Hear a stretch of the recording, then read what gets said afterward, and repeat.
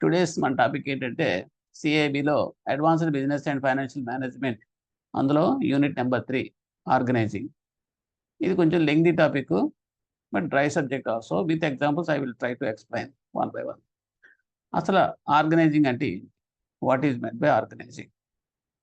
చిన్న ఎగ్జాంపుల్ చెప్తాను మీకు. ఒక కారు మ్యానుఫ్యాక్చరింగ్ యూనిట్ ఉందనుకో, దానికి ఏం చేస్తారు? టాస్క్ అనేది ఫిక్స్ చేస్తారు. మాకు ఈ సంవత్సరంలో ఇంత ప్రాఫిట్ రావాలి, ఎంత సేల్స్ మనం చెయ్యాలి అనేది జనరల్గా టాస్క్ ఉంటుంది. సేల్స్ దానికి ప్రపోర్షనేట్గా ప్రాఫిట్ ఎంత గెయిన్ చేయాలి, ఇటువంటివి మనం ప్లానింగ్లో ఫిక్స్ చేసుకుంటాం. గోల్స్ ఫిక్స్ చేసుకోవడం చేసిన తర్వాత సరిపోతుందా? ఇవన్నీ అచీవ్ అవ్వాలి అంటే కనుక we have to make it,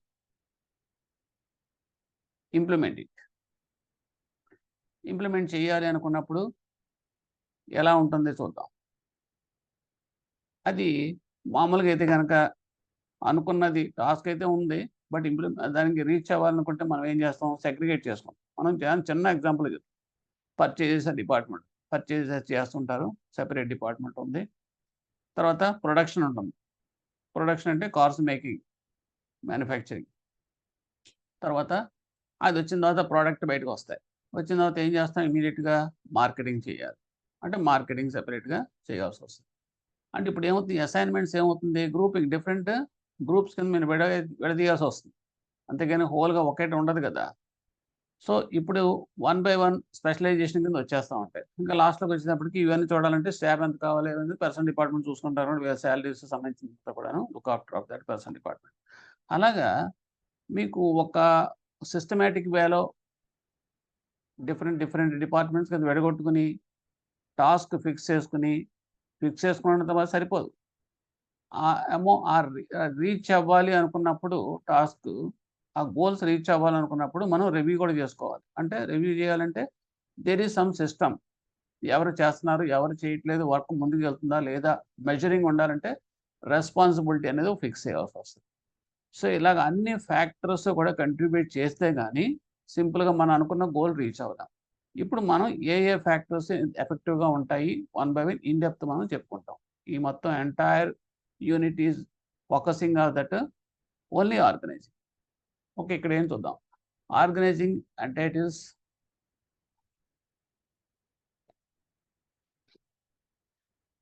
tasks into department is divided into tasks and departments and assigning authority with adequate responsibility fix చేస్తాం, as well as allocating resources within organization to achieve common goals.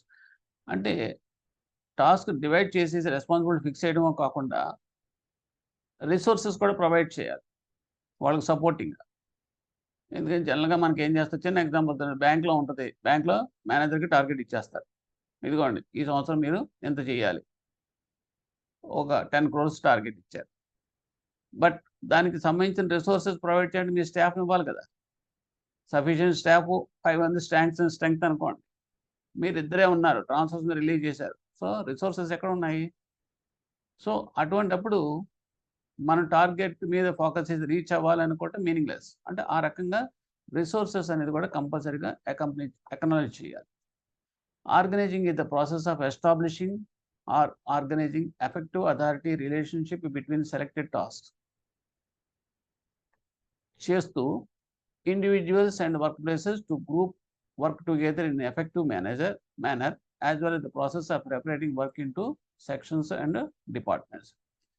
అంటే sections department చేసి, okay, and groupings చేసి work ప్లేసెస్లో అంటే ఒక్కళ్ళే, అంటే ఒక్కొక్కళ్ళు ఒక్కొక్క స్కిల్స్ డిఫరెంట్గా ఉంటాయి. సో వీళ్ళందరూ కూడా సెపరేట్ గ్రూప్స్ కింద విడగొట్టి టాస్క్ అనేది ఫిక్స్ చేసి, రిలేటివ్ టాస్క్ అని ఫిక్స్ చేసి మనం చేయించాల్సి వస్తుంది. సో మెయిన్ పాయింట్ ఏంటంటే, if managerial planning is concern with establishing, manager planning ఎలా ఉంటుంది అంటే, it is only concern with establishing what task should be perform. ఏ టాస్క్ నేను పెర్ఫార్మ్ చేయాలి, what, that is called as a managerial planning. Organising వస్తే ఏం చేస్తుంది? It is concern with determine how these task should be perform. ఇప్పుడు దాకా అనుకున్నది అదే కదా, గోల్స్ ఫిక్స్ చేశారు, కానీ గోల్స్ ఎలా రీచ్ అవ్వాలి అంటే అది మనం ఆర్గనైజింగ్ ద్వారానే హౌ అనేది వస్తుంది అన్నమాట. Next, importance of that organisation. Organisation importance ఏమున్నాయి అంటే, efficiency in administration. Efficiency in administration అంటే కంట్రోలింగ్ చాలా చాలా ఇంపార్టెంట్. ఏ రకంగా అంటే ఈ అడ్మినిస్ట్రేషన్ అనేది leads to integration of efforts and coherence in the work by establishing the coordination among the various departments. ఇప్పుడు నేను చెప్పాను మీకు మొత్తం ఏముందండి, ఇందా కారు మ్యానుఫ్యాక్చరింగ్ దానికి చూసేటప్పటికి purchase department, production department, marketing department, personal department, ఇలా రకరకాల డిపార్ట్మెంట్స్ ఉన్నాయి. సో వీళ్ళ మధ్య కోఆర్డినేషన్ లేదనుకోండి, ఏం చేస్తారు? పర్చేజెస్ అనేటప్పటికి మీకు ఫైనాన్స్ ఒకటి ఉంటుంది. పర్చేజింగ్ అనేటప్పటికి ఫైనాన్స్ డిపార్ట్మెంట్ వాడు క్లియరెన్స్ ఇవ్వలేదనుకోండి, బిల్స్ డబ్బులు ఇవ్వలేదనుకోండి, లేట్ అయిపోయింది అనుకోండి, ఆటోమేటిక్గా ప్రొడక్షన్ ఎఫెక్ట్ అవుతుంది. ఒకవేళ కనుక ప్రొడక్షన్ తయారైపోయింది, మార్కెటింగ్ కనుక సరిగ్గా స్టాఫ్ కనుక కోఆర్డినేట్ చేయలేదనుకోండి ప్రొడక్షన్ తోటి, సో మీకు ఏమవుతుంది, డంప్లో అలాగా కార్లు అన్నీ ఉండిపోతాయి. సో మీకు మార్కెటింగ్ అవ్వకపోయేటప్పటికి మీకు సేల్స్ అనేది ఆగిపోతుంది. సో ఇలాగా ఒకదానికొకటి కనెక్టివ్గా ఉంటుంది అన్నమాట. దీన్ని అంతే చేయాలంటే administration should be very powerful. So అందువల్ల ఏంటంటే efficiency administration very important. Next పాయింట్కి వస్తే రిసోర్స్ ఆప్టిమైజేషన్. రిసోర్స్ ఆప్టిమైజేషన్ అనేటప్పటికీ మనకున్న రిసోర్సెస్ మ్యాక్సిమం ఎక్స్టెంట్ మనం ఉపయోగించుకోవడం. అది ఎలాగూ అంటే right person should be placed in the right job. ఎవరికి ఏ వర్క్ స్కిల్స్ ఉన్నాయో ఆ వర్క్ని వాళ్ళకి అసైన్ చేస్తే ఎఫెక్టివ్గా ఉంటుంది. అంతేగాని ఏదో ఒక టాస్క్ ఇచ్చేసి మీరే చేసేసేయండి అందరూ అంటే ఎవరికి నచ్చినట్టు ఆడు చేసుకున్నాడు అనుకోండి, చేసిందే ఇంకోటి చేస్తూ ఉంటాడు. ఇందులో ఏమవుతుందంటే డూప్లికేషన్ ఆఫ్ లేబర్ జరిగిపోతుంది, ఓవర్ ల్యాపింగ్ ఎఫర్ట్స్ కూడా జరుగుతూ ఉంటాయి, ఫాలోఅప్ ఇదంతా. కానీ ఇవన్నీ మీకు ఏమవుతుందో చివరికి ఒక మెస్ కింద తయారైపోయి ఓకే మనకి అబ్స్ట్రక్షన్ కింద తయారైపోతుంది, ఒక ఆర్గనైజేషన్లో కన్స్ట్రెయింట్స్ కింద తయారైపోతాయి ఇవన్నీ కూడా. ఓకే, సో అందువల్ల రిసోర్స్ ఆప్టిమైజేషన్ అంటే we have to identify the people. అంటే జాబ్ రోల్ అంటాం, రోల్ అండ్ జాబ్ అనేది కరెక్ట్గా క్లారిటీగా మనం డిఫైన్ చేసి ఎవరి వర్క్ వాళ్ళకి ఇచ్చి అప్పుడు మనం ఫాలోఅప్ చేసుకున్నా ఈజీగా ఉంటుంది. Next gain expertise. Gain expertise అనేటప్పటికీ సపోజ్ ఏదైనా వర్క్ చేయాలంటే కనుక మనకి ఏ వర్క్ ఎవరికి అనేది స్పెసిఫై చేసి కొన్నాళ్ళ పాటు చేయించాలి. చేయించినప్పుడు ఏమవుతుంది, దాంట్లో కొంత ఎక్స్పర్టైజ్ పొందుతారు. అంతేగాని ఇవాళ ఈ డిపార్ట్మెంట్ ఇచ్చారు పర్చేజెస్, 5 రోజులు తిరగకుండా వాళ్ళని తీసుకెళ్ళి మళ్ళీ ఫైనాన్స్ డిపార్ట్మెంట్లో పెట్టేశారు అనుకోండి, సో ఏమవుతుంది అడిగి అది రాదు ఇది రాదు. మళ్ళీ ఇక్కడ ఒక 10 రోజులు చేసిన తర్వాత తీసుకెళ్ళి మార్కెటింగ్ డిపార్ట్మెంట్లో పెట్టాడు అనుకోండి, సో ఏ వర్క్లో కూడా పెర్ఫెక్షన్ అనేది తనకి రాదు. ఓకే, సో ఇటువంటి సిచ్యువేషన్స్ అనేది కామన్గా వస్తుంటాయి. సో అందువల్ల ఏమవుతుందంటే గెయినింగ్ ఎక్స్పర్టైజ్ అనేది ఆర్గనైజేషన్ వల్ల మాత్రమే జరుగుతుంది. Promoting effective communication. Promoting effective communication అంటే డిపార్ట్మెంట్స్ మధ్యలో కమ్యూనికేషన్ చాలా ఎఫెక్టివ్గా ఉండాలి. చెప్పాను కదా ఇందాక మీకు, purchase department, finance department, production department, manufacturing department, marketing, ఇవన్నీ కలిసి ఒక ఫార్మ్లో ఉన్నప్పుడు ఒకరి నుంచి ఒకరికి ప్రాపర్ కమ్యూనికేషన్ అనేది చాలా క్లియర్గా ఉండాలి. లేకపోతే ఏమవుతుందంటే యాంబిగ్యూటీ ఉందనుకోండి, సో ఎవడో పనులు చేయడు, అక్కడి నుంచి వీడికి డిలే అయిపోతూ ఉంటుంది. సో ఫైనల్గా అల్టిమేట్గా మీకు ఆబ్జెక్ట్స్ అన్నీ కూడా సఫర్ అవుతాయి టాస్క్. తర్వాత ప్రమోటింగ్ ఎఫెక్టివ్ కమ్యూనికేషన్ అంటే క్రియేటింగ్ ట్రాన్స్పరెన్సీ. ట్రాన్స్పరెన్సీ అనేటప్పటికీ ఎవరి పని ఎంతవరకు చేస్తున్నారు, క్వాంటమ్ ఆఫ్ వర్క్ ఎంత, అందులో చేస్తున్నాడా పూర్తిగా, ఎగ్గొడుతున్నాడా, ఇవన్నీ చూడ క్లారిటీగా మనం తెలియాలి అంటే వర్క్ అనేది ఇచ్చేసి దాన్ని మానిటర్ చేసుకోవాలి. ఓకే, సో ఈ క్లారిటీ ట్రాన్స్పరెన్సీ అనేది మీకు జాబ్ డిస్క్రిప్షన్ వల్ల మాత్రమే వస్తుంది. జాబ్ డిస్క్రిప్షన్ చేస్తే ఇదిగో నీ పని ఇది, నువ్వు చేసావా లేదా అని సాయంత్రం 4 గంటలకు అడుగుతాను. నువ్వు పొద్దున్న సాయం దాకా 10 నుంచి 5 గంటల దాకా ఏదో పని చేయలే అని చెప్పానంటే కాసేపు అక్కడ కాసేపు ఇక్కడ ఇలా చేసి కాలక్షేపం చేసి ఏం పని చేసావంటే చేశాను చూస్తున్నారు కదని 10 నుంచి 5 గంటల దాకా పని చేస్తున్నాను అంటాడు. ఏం పని చేస్తున్నాడో చూపించరు, మీరే చూసుకోండి అంటాడు.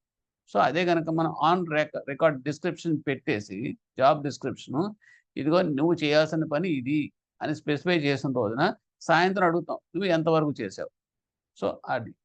సో ఈ రకంగా ఏంటంటే మీకు క్రియేటింగ్ అండ్ ట్రాన్స్పరెన్సీ అనేది చాలా చాలా important. Next expansion and development. Expansion and development అనేది ఏంటంటే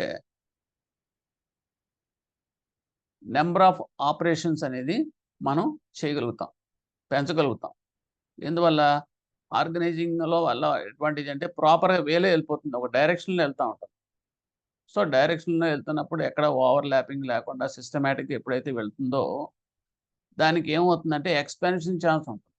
లేదనుకోండి స్టాగ్నెంట్ అయిపోతుంది. ఎందుకంటే అక్కడే రొటేట్ అవుతూ ఉంటుంది, అది ముందుకు వెళ్ళదు.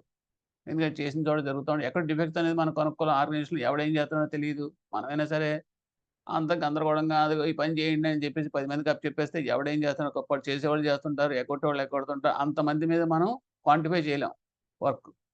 సో ఇవన్నీ కూడా మీకు చేసామనుకోండి అప్పుడు ఎడిషనల్ వర్క్ అనేది మనం డిటెక్ట్ చేయగలుగుతాం. సో ఇవన్నీ కూడా మీకు importance of organisation. Next stages in organising process. లేకపోతే ఆర్గనైజింగ్ ప్రాసెస్లో కొన్ని స్టేజెస్ ఉన్నాయి, 5 స్టేజెస్. అవి ఏమిటి అంటే first defining and reviewing the plans and objectives of the company. అంటే మన ప్లాన్స్ ఉన్నాయి, ప్లాన్ పెట్టుకున్నంత మాత్రాన ఆ ప్లాన్ ప్రకారమే వెళ్ళిపోవాలంటే ఏమో చెప్పలేం కదా. ఎందుకంటే మోడిఫికేషన్స్ కూడా చేయాల్సి వస్తుంది. ప్లాన్ అనేది ఏంటి, ఒక టాస్క్ అనుకుంటాం. సో ఇక్కడి నుంచి మనం ఒక కొండ ఎక్కాలి, గంట సేపులో ఎక్కాలనుకుంటాం. సో ఎక్కాలనుకున్నప్పుడు అది యాక్చువల్గా ఇట్ ఈజ్ ఎ టాస్క్. 1 అవర్లో ఎక్కాలని అనుకున్నాం అంతే. బట్ ఎక్కేటప్పుడు మనం కనీసం అది జస్ట్ 1 కిలోమీటరు దూరం ఉండే కొండ అనుకోండి, పైకి టాప్‌కి ఎక్కాలి. సో మనం కనీసం ఒక 4, 5 ఫర్లాంగ్, ఒక ఫర్లాంగ్ కూడా మనం మీటర్ 2 మీటర్లు కూడా నడవలేకపోతాం. ఎందుకంటే అక్కడ అన్నీ కూడా రాళ్ళున్నాయి. సో మనం ఆ టాస్క్ ఫిక్స్ చేస్తున్నప్పుడు ఇవేం చూడలే. కానీ నడిచేటప్పుడు మొదలెట్టేటప్పుడు తిరుగుతున్నాయి, ఇవన్నీ తెలుస్తున్నాయి, నడవలేము. సో ఇప్పుడు ఏం చేస్తాం, next what is to be done అనేటప్పటికి మనం ఆటోమేటిక్గా దాన్ని ఎలా చేయాలి, రివ్యూయింగ్ ప్రాసెస్. సో రివ్యూయింగ్ ప్రాసెస్లో మనం ఏం చేస్తామంటే ఇక్కడి నుంచి అక్కడికి వెళ్ళాలంటే అబ్స్ట్రక్షన్ మనకి ఇక్కడ రాళ్ళు తగ్గుతున్నాయి అనేది తెలిసింది. కాబట్టి ఇక్కడ మనం ఏం చేయాలంటే ఏ బూట్లు లాంటివి వేసుకుంటే కనుక మనం కొద్దిగా ఫాస్ట్గా వెళ్ళగలుగుతాం, లేదా సమ్ అదర్ ఆల్టర్నేటివ్ మనం చూసుకుంటాం.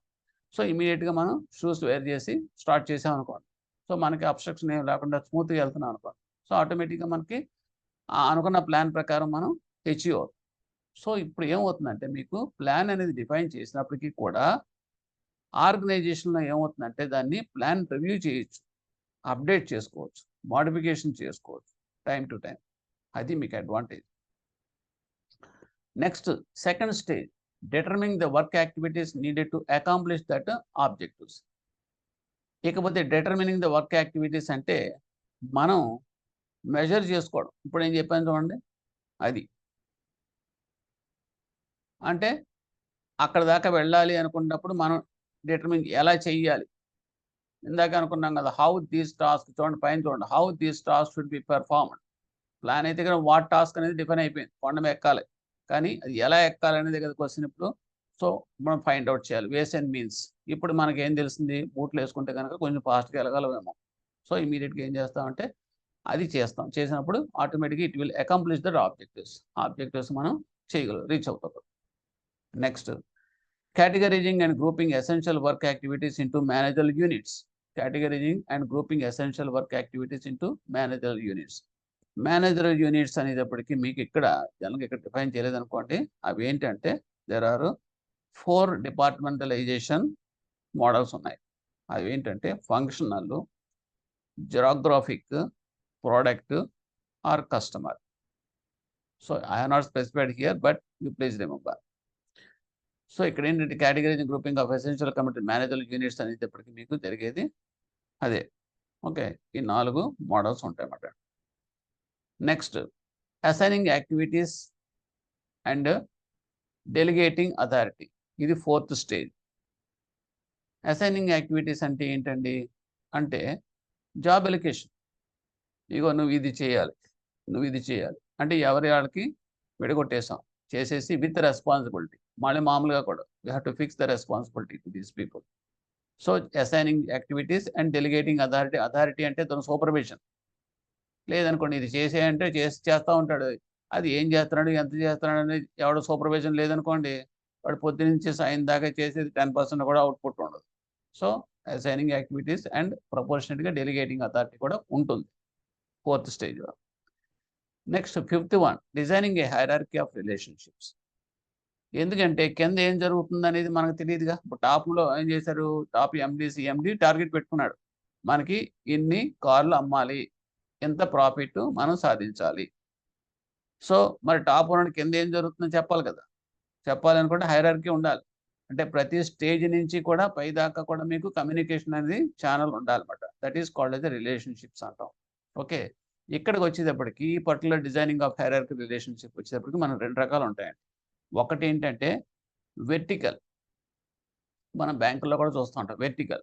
రెండోది హారిజాంటల్. వెర్టికల్ అనేటప్పటికి మీకేమవుతుందంటే హైరార్కికల్ అకౌంటబిలిటీ మాట అండి. సపోజ్ ఇక్కడ కింద క్లర్క్ దగ్గర నుంచి సీఎండీ దాకా. Okay. It is called as a vertical అంటాం. అంటే, అంటే ఏంటంటే సపోజ్ మేనేజర్ ఉన్నాడనుకోండి. మామూలుగా మేనేజర్ ఎక్కువ క్లరికల్ అంతా కూడా మేనేజర్‌కి అకౌంటబుల్. మేనేజర్స్ అందరూ accountable to the zonal manager. Zonal managers are accountable to that general manager. All general managers accountable to executive directors. Executive directors accountable to that CMD. ఇదే కదండీ మనకు hierarchy అంతా. So, this is all called as a vertical అంటాం. ఇకపోతే ఇంకో hierarchy ఉంది.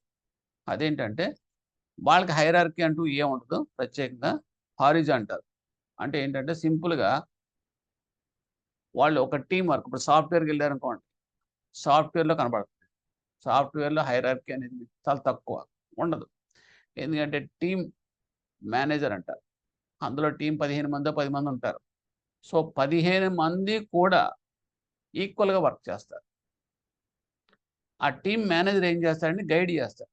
ఇలా చేయండిరా, ఇలా చేయండి, ఇలా చూడండి, ఇలా చేయండి, ఇలా చేయండి. అంతేగాని వాడికి అకౌంటబుల్, వీడికి అకౌంటబుల్ అంటే కోఆర్డినేషన్ అనేది ఉంటది. ఈ హారిజాంటల్ దాంట్లో హైరార్కీ అంటూ ఉండదు దీంట్లో. హారిజాంటల్ దాంట్లో మీకు జస్ట్ మీకు motivation. It's called as a motivation. So, ఈ రకంగా ఏంటంటే డిజైనింగ్ ఏ హైరార్కీ రిలేషన్‌షిప్స్ అనేది కూడా మీరు చేయాలి. అది ఏ రకంగా అంటే పర్పస్‌ని బట్టి. అది ఒకళ్ళు వెర్టికల్ కావాలనుకుంటే సపోజ్ ఇండస్ట్రీ చెప్పాను మీకు. బ్యాంక్ ఉందనుకోండి. బ్యాంక్ డెఫినిట్‌గా హైరార్కీ ఉంటుంది. అకౌంటబిలిటీ ఉంటుంది. ఫైనాన్షియల్ సిస్టమ్‌లో. సాఫ్ట్‌వేర్ వచ్చేటప్పటికి సాఫ్ట్‌వేర్‌లో మీరు హైరార్కీ తక్కువ ఉంటుంది. అక్కడ ఉండేదేంటంటే నో హైరార్కీ జస్ట్ మోటివేషన్ ఉంటుంది. So, it is coordination. అది మాట. ఇక్కడికి అది అయిపోయింది. Next process of organising. Organising process ఏమిటి? అంటే డిటర్మినింగ్ ద ఆబ్జెక్టివ్స్.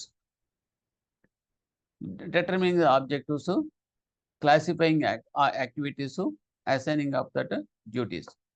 ఏంటండి ఇది? What is this?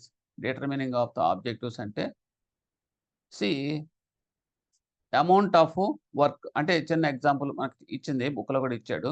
అదేంటంటే సపోజ్ ఆబ్జెక్టివ్స్ డిఫైన్ చేయాలంటే మనం ఏమి చేయాలనేది మనం అంతా ఆటోమేటిక్‌గా మనం వన్ బై వన్ మనం ఫ్రేమ్ చేసుకోవాలి. సపోజ్ ఎవడో ఒకతను organisation they are interested in exporting of goods. So, అదొకటే సింపుల్ అనుకున్నారు. అనుకోండి ఫస్ట్ ఏం చేయాలి? ఏం కనుక్కోవాలి? డిటర్మినింగ్ అంటే ఫైండ్ ఔట్ చేయడం. ఏం చేయాలంటే టైప్ ఆఫ్ గూడ్స్ ఏంటి? నేచర్ ఆఫ్ ప్రొడక్ట్స్, గూడ్స్ ఏం పంపిందాం అనుకున్నాం ఎక్స్‌పోర్ట్ చేద్దాం. అంటే వాళ్ళు రాగానే ఎక్స్‌పోర్ట్ చేద్దాము బయటికి అనుకున్నారు అంతే. ఏమి ఎక్స్‌పోర్ట్ చేయాలి? ఏమి తయారు చేయాలనేది ఇప్పుడు సెకండ్ క్వెషన్ వచ్చింది. ఓకే. పలానాదని డిసైడ్ అయ్యాం. ఆ తర్వాత దానికి కావాల్సిన సోర్సెస్ ఏంటి? From which this raw material దీనికి సంబంధించింది ఎక్కడి నుంచి మనం సంపాదించాలి? ఇదే కదండీ! లింకప్ క్వెషన్ చేసుకుంటూ వెళ్తా ఉంటే మనకి మన టాస్క్స్ ఏంటి? మనం ఏమేమి చేయాలి అనేది వన్ బై వన్ మనకు వస్తున్నాయన్నమాట. So, this is called as a determining of objectives అంటాం. ఆ తర్వాత classifying of objectives, activities. So, ఈ యాక్టివిటీస్‌కొచ్చేటప్పటికి ఇవన్నీ చేయాలంటే పర్సన్స్ చేయాలి కదా! యాక్ట్ చేయాలి కదా! సో, యాక్టివిటీస్ అండ్ పనులు. పనులు చేయాలంటే సింగిల్ పర్సన్ చేయగలడా? He cannot make he is not responsible for all that managing of all the activities. ఒక్కడే చేయలేడు. ఓకే. అందువల్ల ఏం చేస్తారు అది టోటల్ వర్క్ బ్రోకెన్ చేస్తారు. ఇప్పుడు సీఎండీ ఉన్నాడు. లేతే బ్రాంచ్ మేనేజర్ ఉన్నాడు. బ్రాంచ్ మేనేజర్ గాని, సీఎండీ గాని టాస్క్స్ రీచ్ అవ్వాలంటే గాని తనొక్కడే చేయగలుగుతాడా? చేయడు. అదేం చేస్తున్నాడు? ఆ జోనల్ వైజ్‌గా జోన్స్ కింద విడగొట్టేస్తారు. ఓకే. ఆ జోనల్ మేనేజర్స్ ఏం చేస్తారు? బ్రాంచ్‌ల వైజ్‌గా టార్గెట్స్ సబ్ డెలిగేట్ చేస్తారు. సో, ఇదే సిస్టమ్ కదా! అదే ప్రకారం ఏం చేస్తారు? వర్క్ అనేది broken into that smaller units and distributed among that workmen or employees. అది మ్యానుఫ్యాక్చరింగ్ అయితే గనక. ఆ తర్వాత వాళ్ళకి according to the skills and capabilities and they will monitor that system. So, this is all called as that classifying of activities. తర్వాత assigning of duties. Duties assigning చేసేటప్పుడు మనం ఏం చేస్తామంటే స్పెసిఫిక్ వర్క్ అయితే అలొకేట్ చేసేసాం. కానీ అసైనింగ్ ఆఫ్ డ్యూటీస్ మాత్రం ఎవరికి ఏ డ్యూటీ అలొకేట్ చేయాలనేది అక్కడ ఇంపార్టెంట్. ఎందుకంటే సపోజ్ ఆహ్, ఆహ్, ఎలక్ట్రీషియన్స్ ఉంటారు. సో, ఎలక్ట్రీషియన్స్‌కి ఎలక్ట్రీషియన్ వర్కే ఇవ్వాలి స్పెసిఫిక్‌గా. అంతేగాని ప్లంబింగ్ వర్క్ ఇస్తే ఏం చేస్తాడు? ఓ ఫ్యాక్టరీలో చేయలేడు కదా! సో, ఆ రకంగా ఏమవుతుందంటే మీకు అసైనింగ్ ఆఫ్ డ్యూటీస్‌కొచ్చేటప్పటికి ఎవరికి ఏ వర్క్ అనేది క్లారిటీ వచ్చేస్తదన్నమాట. ఇవన్నీ ప్రాసెస్ ఆఫ్ ఆర్గనైజేషన్స్‌లో వచ్చే stages. Next we are coming to that principles of organizing. ఆర్గనైజింగ్‌లో ఉండే ప్రిన్సిపల్స్ ఏంటి? ఏమేం principles there are here some important principles are there. అది వన్ బై వన్ చూద్దాం. ఎక్కడైతే మీకు రెడ్ మార్క్‌లు పెట్టానో అవి చాలా important. Work specialization. Work specialization అనేటప్పటికి సేమ్ నేను చెప్పాను చూడండి. Right person should be placed in that right job. అది ఫండమెంటల్. కానీ ఇక్కడ ఏం జరుగుతుందంటే జరుగుతున్నది మామూలుగా వర్క్ స్పెషలైజేషన్ అంటే మంచిదే. సపోజ్ ఫారిన్ ఎక్స్‌చేంజ్ ఉంది. ఫారిన్ ఎక్స్‌చేంజ్ డిపార్ట్‌మెంట్‌లో ఒకతను చాలా ఎక్స్‌పర్ట్. అలాగే ఆర్‌డీఓ రూరల్ డెవలప్‌మెంట్ అగ్రికల్చర్ బ్యాక్‌గ్రౌండ్‌తో ఒకతను పూర్తి చేసుకొచ్చాడు. సో, ఇతను ఆర్‌డీఓ కింద రూరల్‌కి సంబంధించిన పోర్ట్‌ఫోలియో ఇచ్చామనుకోండి చేస్తాడు. ఓకే. బానే ఉంది. ఇలాగ ప్రతి దాంట్లో కూడా స్పెషలైజేషన్ వల్ల మంచిదే. It is good for an organisation. కానీ ఇక్కడ ఏం జరుగుతుందంటే మామూలుగా నార్మల్ కోర్స్‌లో స్పెషలైజేషన్ అనే దాని నుంచి మూవ్ అయిపోతున్నారు. ఎందుకు మూవ్ అయిపోతున్నారు అంటే అతనేం చేస్తాడు? స్టిక్ ఆన్ అయిపోతాడు. ఆ ఒక్క స్పెషలైజేషన్ వర్క్ మాత్రమే చేయగలుగుతున్నారు తప్పితే వేరే వర్క్ చేయలేకపోతున్నారు. మన దాంట్లో కూడా బ్యాంక్స్‌లో కూడాను ఆర్‌డీఓ ఉందనుకోండి పోస్టు. అతను కంప్లీట్‌గా అగ్రికల్చర్ బ్యాక్‌గ్రౌండ్‌తో జాయిన్ అవుతాడు. కానీ అతన్ని తీసుకెళ్ళి అవసరమైనప్పుడు ఏ జనరల్ బ్యాంకింగ్ డివిజన్‌లో పెట్టారనుకోండి, చాలా చాలా ఇబ్బంది పడతాడు. పాపం అతనికి చెక్ అంటే ఏంటో తెలీదు. తర్వాత వాట్ ఈస్ వాట్ అనేది తెలీదు.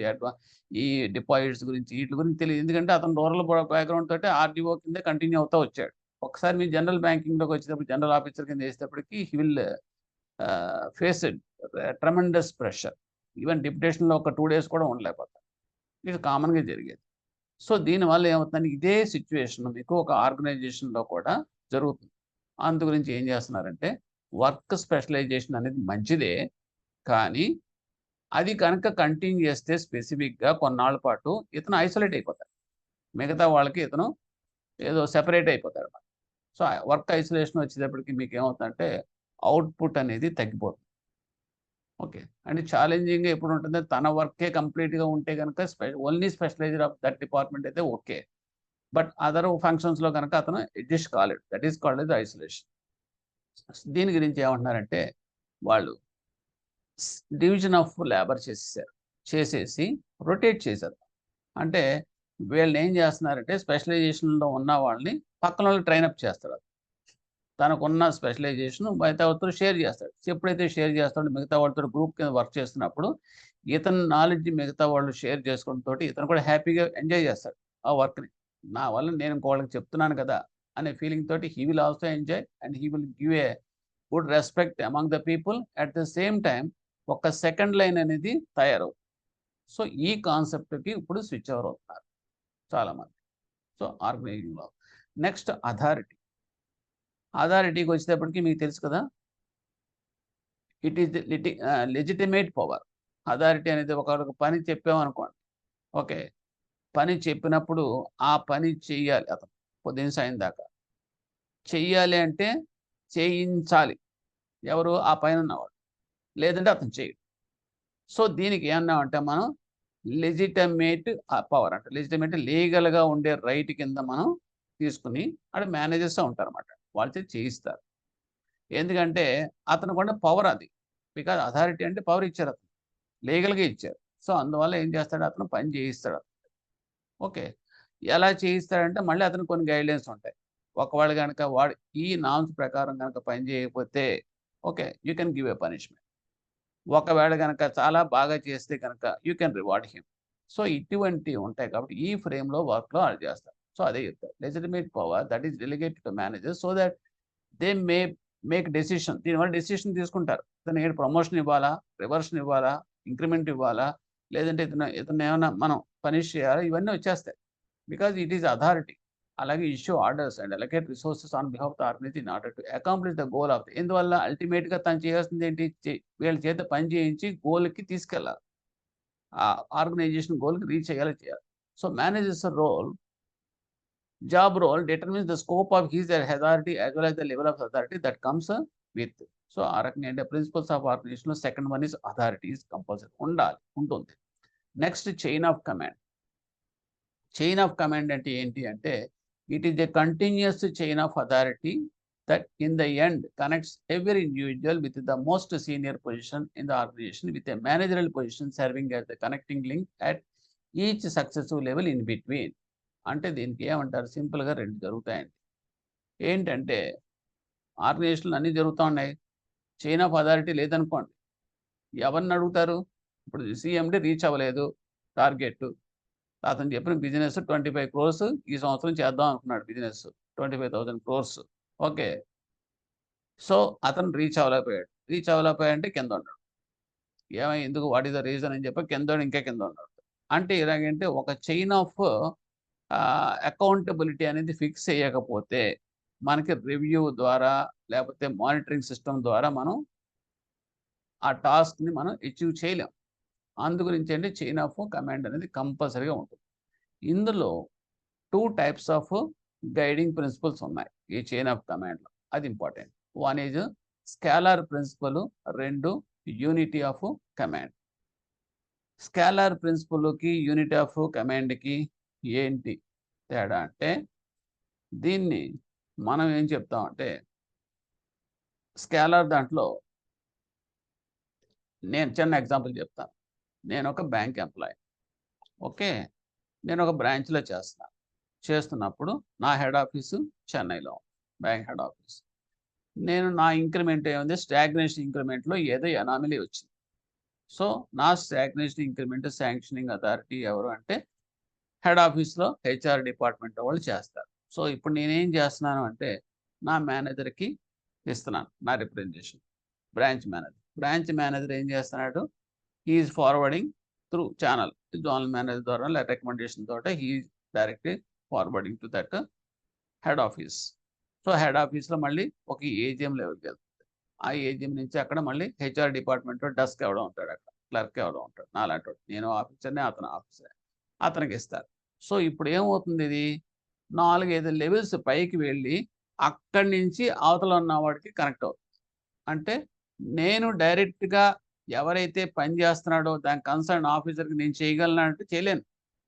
ఎందుకంటే this is a scalar principle. This is ఎ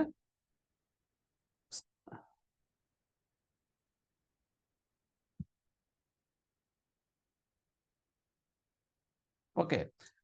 అది హైరార్కీ మాట. This is called as a hierarchy. ఈ హైరార్కీ అన్నీ కూడా దాటుకుంటూ వెళ్ళాల్సొస్తుందన్నమాట. ఓకే. సో, అది.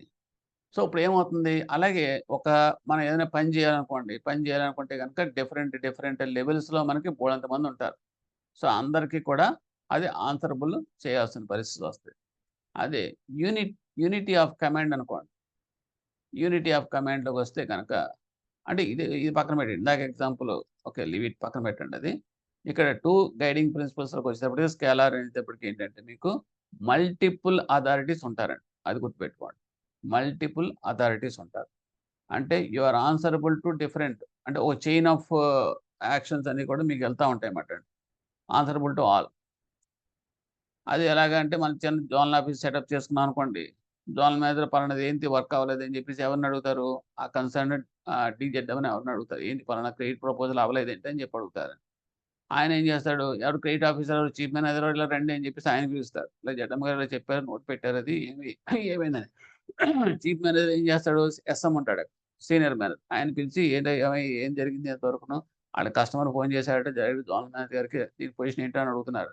ఆ ఎస్ఎం ఏమంటాడు, అక్కడ డెస్క్ ఆఫీసర్ ఎవరో ఉంటారు. అతన్ని పిలిచి ఏమైంది ప్రపోజల్ ఎంతవరకు తీసుకొచ్చారు? ఏమైంది ప్రోగ్రెస్ ఏంటి అన్నాడు.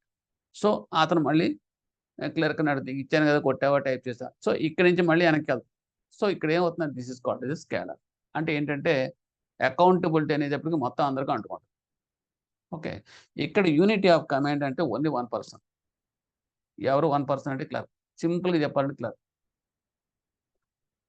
క్లర్క్‌ని ఎవరు అడగరు. జోనల్ మేనేజర్ కూడా అడగరు. ఓకే. క్లర్క్ ఏం చేస్తాడు? He is answerable to his officer. పని అయిందా లేదా అని ఆయన చెప్తాడు అంతే. అంతేగాని జోనల్ మేనేజర్ ఆడికి పిలిచి క్లర్క్‌ని అడగడు. అలాగే డీజెడ్ఎం పిలవడు, చీఫ్ మేనేజర్ పిలవడు, ఎస్ఎంఓ పిలవడు. కన్సర్న్ ఆఫీసర్ కింద పనిచేస్తున్నాడు అంతే. It is simple unit of command. ఆ రకంగా గుర్తుపెట్టుకున్న ఈజీ అని. ఓకే. నౌ తర్వాత ఇందులో according to the scalar principle there ought to be the transparent chain of command that extends from the position of supreme authority చెప్పాను చూడండి. Supreme authority అంటే ఎవరైనా కావచ్చు. జోనల్ మేనేజర్ నుంచి కిందకి రావచ్చు. లేదంటే అదే ఆఫీసర్ నుంచి జోనల్ మేనేజర్ నుంచి హెడ్ ఆఫీస్ సీఎండీ కావచ్చు. Anything at the top of the organization to each and every person working there, connecting all of the managers working in the various levels. It involves a concept known as that gangplank. ఈ scalar ప్రిన్సిపల్‌లో మళ్ళీ ఇంకొకటి ఏంటంటే gangplank అనేది పిలుస్తాను. What is meant by gangplank అంటాడు. Okay. Gangplank అనేది it is nothing but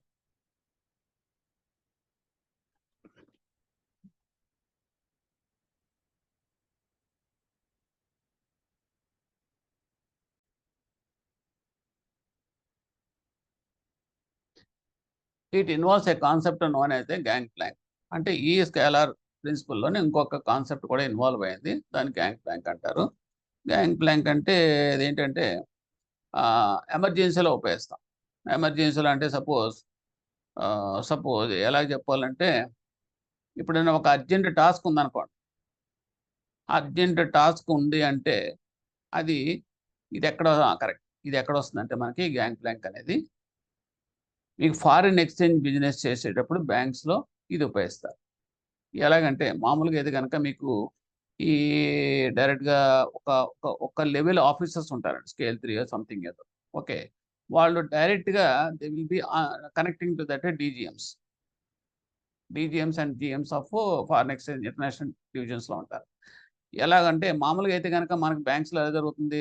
S M ఉన్నాడంటే ఆఫీసర్ ఎస్ఎంకి చెప్తాడు. నోట్ పెడతారు. ఎస్ఎం ఏమో సీఎంకి నోట్ పెడతారు. సీఎం ఏమో పైన ఏజీఎంకి నోట్ పెడతారు. ఏజీఎం ఏమో జీఎంకి నోట్ పెడతారు. ఈ పద్ధతిలో వెళ్తుంది. హైరార్కీలో వెళ్తా ఉంటది.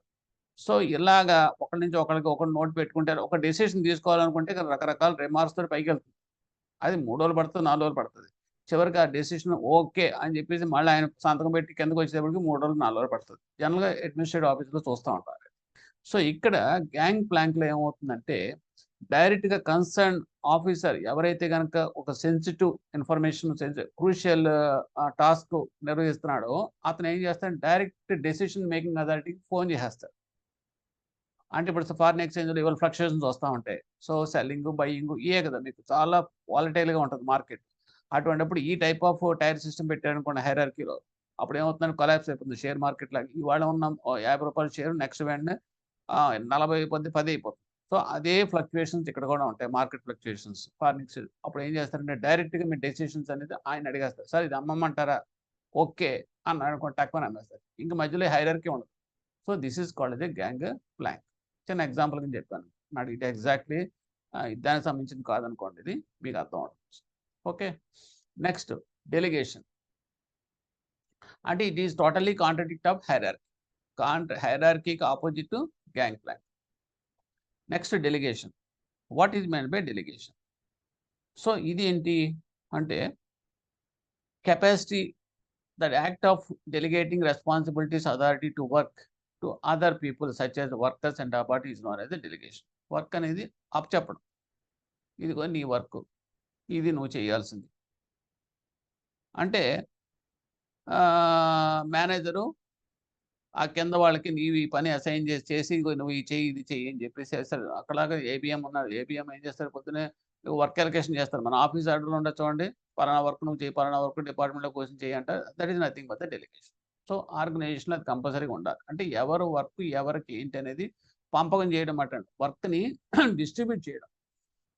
అది కూడా ఊరినే డిస్ట్రిబ్యూట్ చేయడం కాదు. విత్ రెస్పాన్సిబిలిటీస్, విత్ అకౌంటబిలిటీస్ ఇది మాట. Next span control.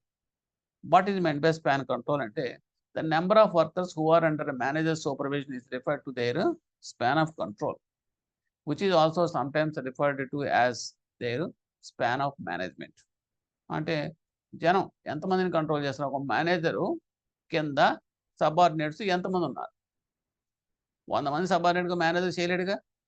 అంటే దానికి కూడా కొంత లిమిట్ ఉంటుంది. అంటే ఎంతవరకు తను సూపర్వైజ్ చేయగలడు, ఎంతమందిని కంట్రోల్ చేయగలడు అనే దాని మీద ఇది స్పాన్ ఉంటుంది. అది కనుక ఎక్కువ అనుకోండి, సో ఇట్స్ వైడ్ స్పాన్ అంటాం. అర్థమైందండి? అది తక్కువ అనుకోండి, ఓకే, ఇట్ ఈజ్ లిమిటెడ్. అది సో ఇక్కడ ఏంటంటే స్పాన్ ఆఫ్ ద మేనేజ్మెంట్ అన్న కూడా అదే. సో ఈ refers to the number of people who report directly to the manager and are accountable for that boss's actions. When a manager has a high number of people reporting to him, there is said to be a wide span of influence over the organization structure. A manager is said to have a restricted range of authority when there are a few direct reporters under their supervision. Under restricted range of authority and wide span of influence. ఈ రెండు కూడా opposite. Okay. Next we are coming to that types of organization వస్తున్నాం. Types of organization చూద్దాం. What is the types of organization అనేది. ఈ topic వస్తే కనుక types of ఆర్గనైజేషన్లోకి వచ్చేటప్పటికి first of all basic types of ఆర్గనైజేషన్స్లో ఏముంటాయంటే ఆర్గనైజేషన్స్లో రకాలు మాట్లాడండి. Centralised and decentralised organisation, line and staff organisation, functional organisation, committee organisation అని చెప్పి 4 రకాలు ఉన్నాయండి. సో ఇందులో 1 by 1 అని చెప్తాను. సెంట్రలైజ్డ్ అండ్ డీసెంట్రలైజ్డ్ ఆర్గనైజేషన్ ఏం జరుగుతుంది ఇందులో అంటే ఇక్కడ మీకు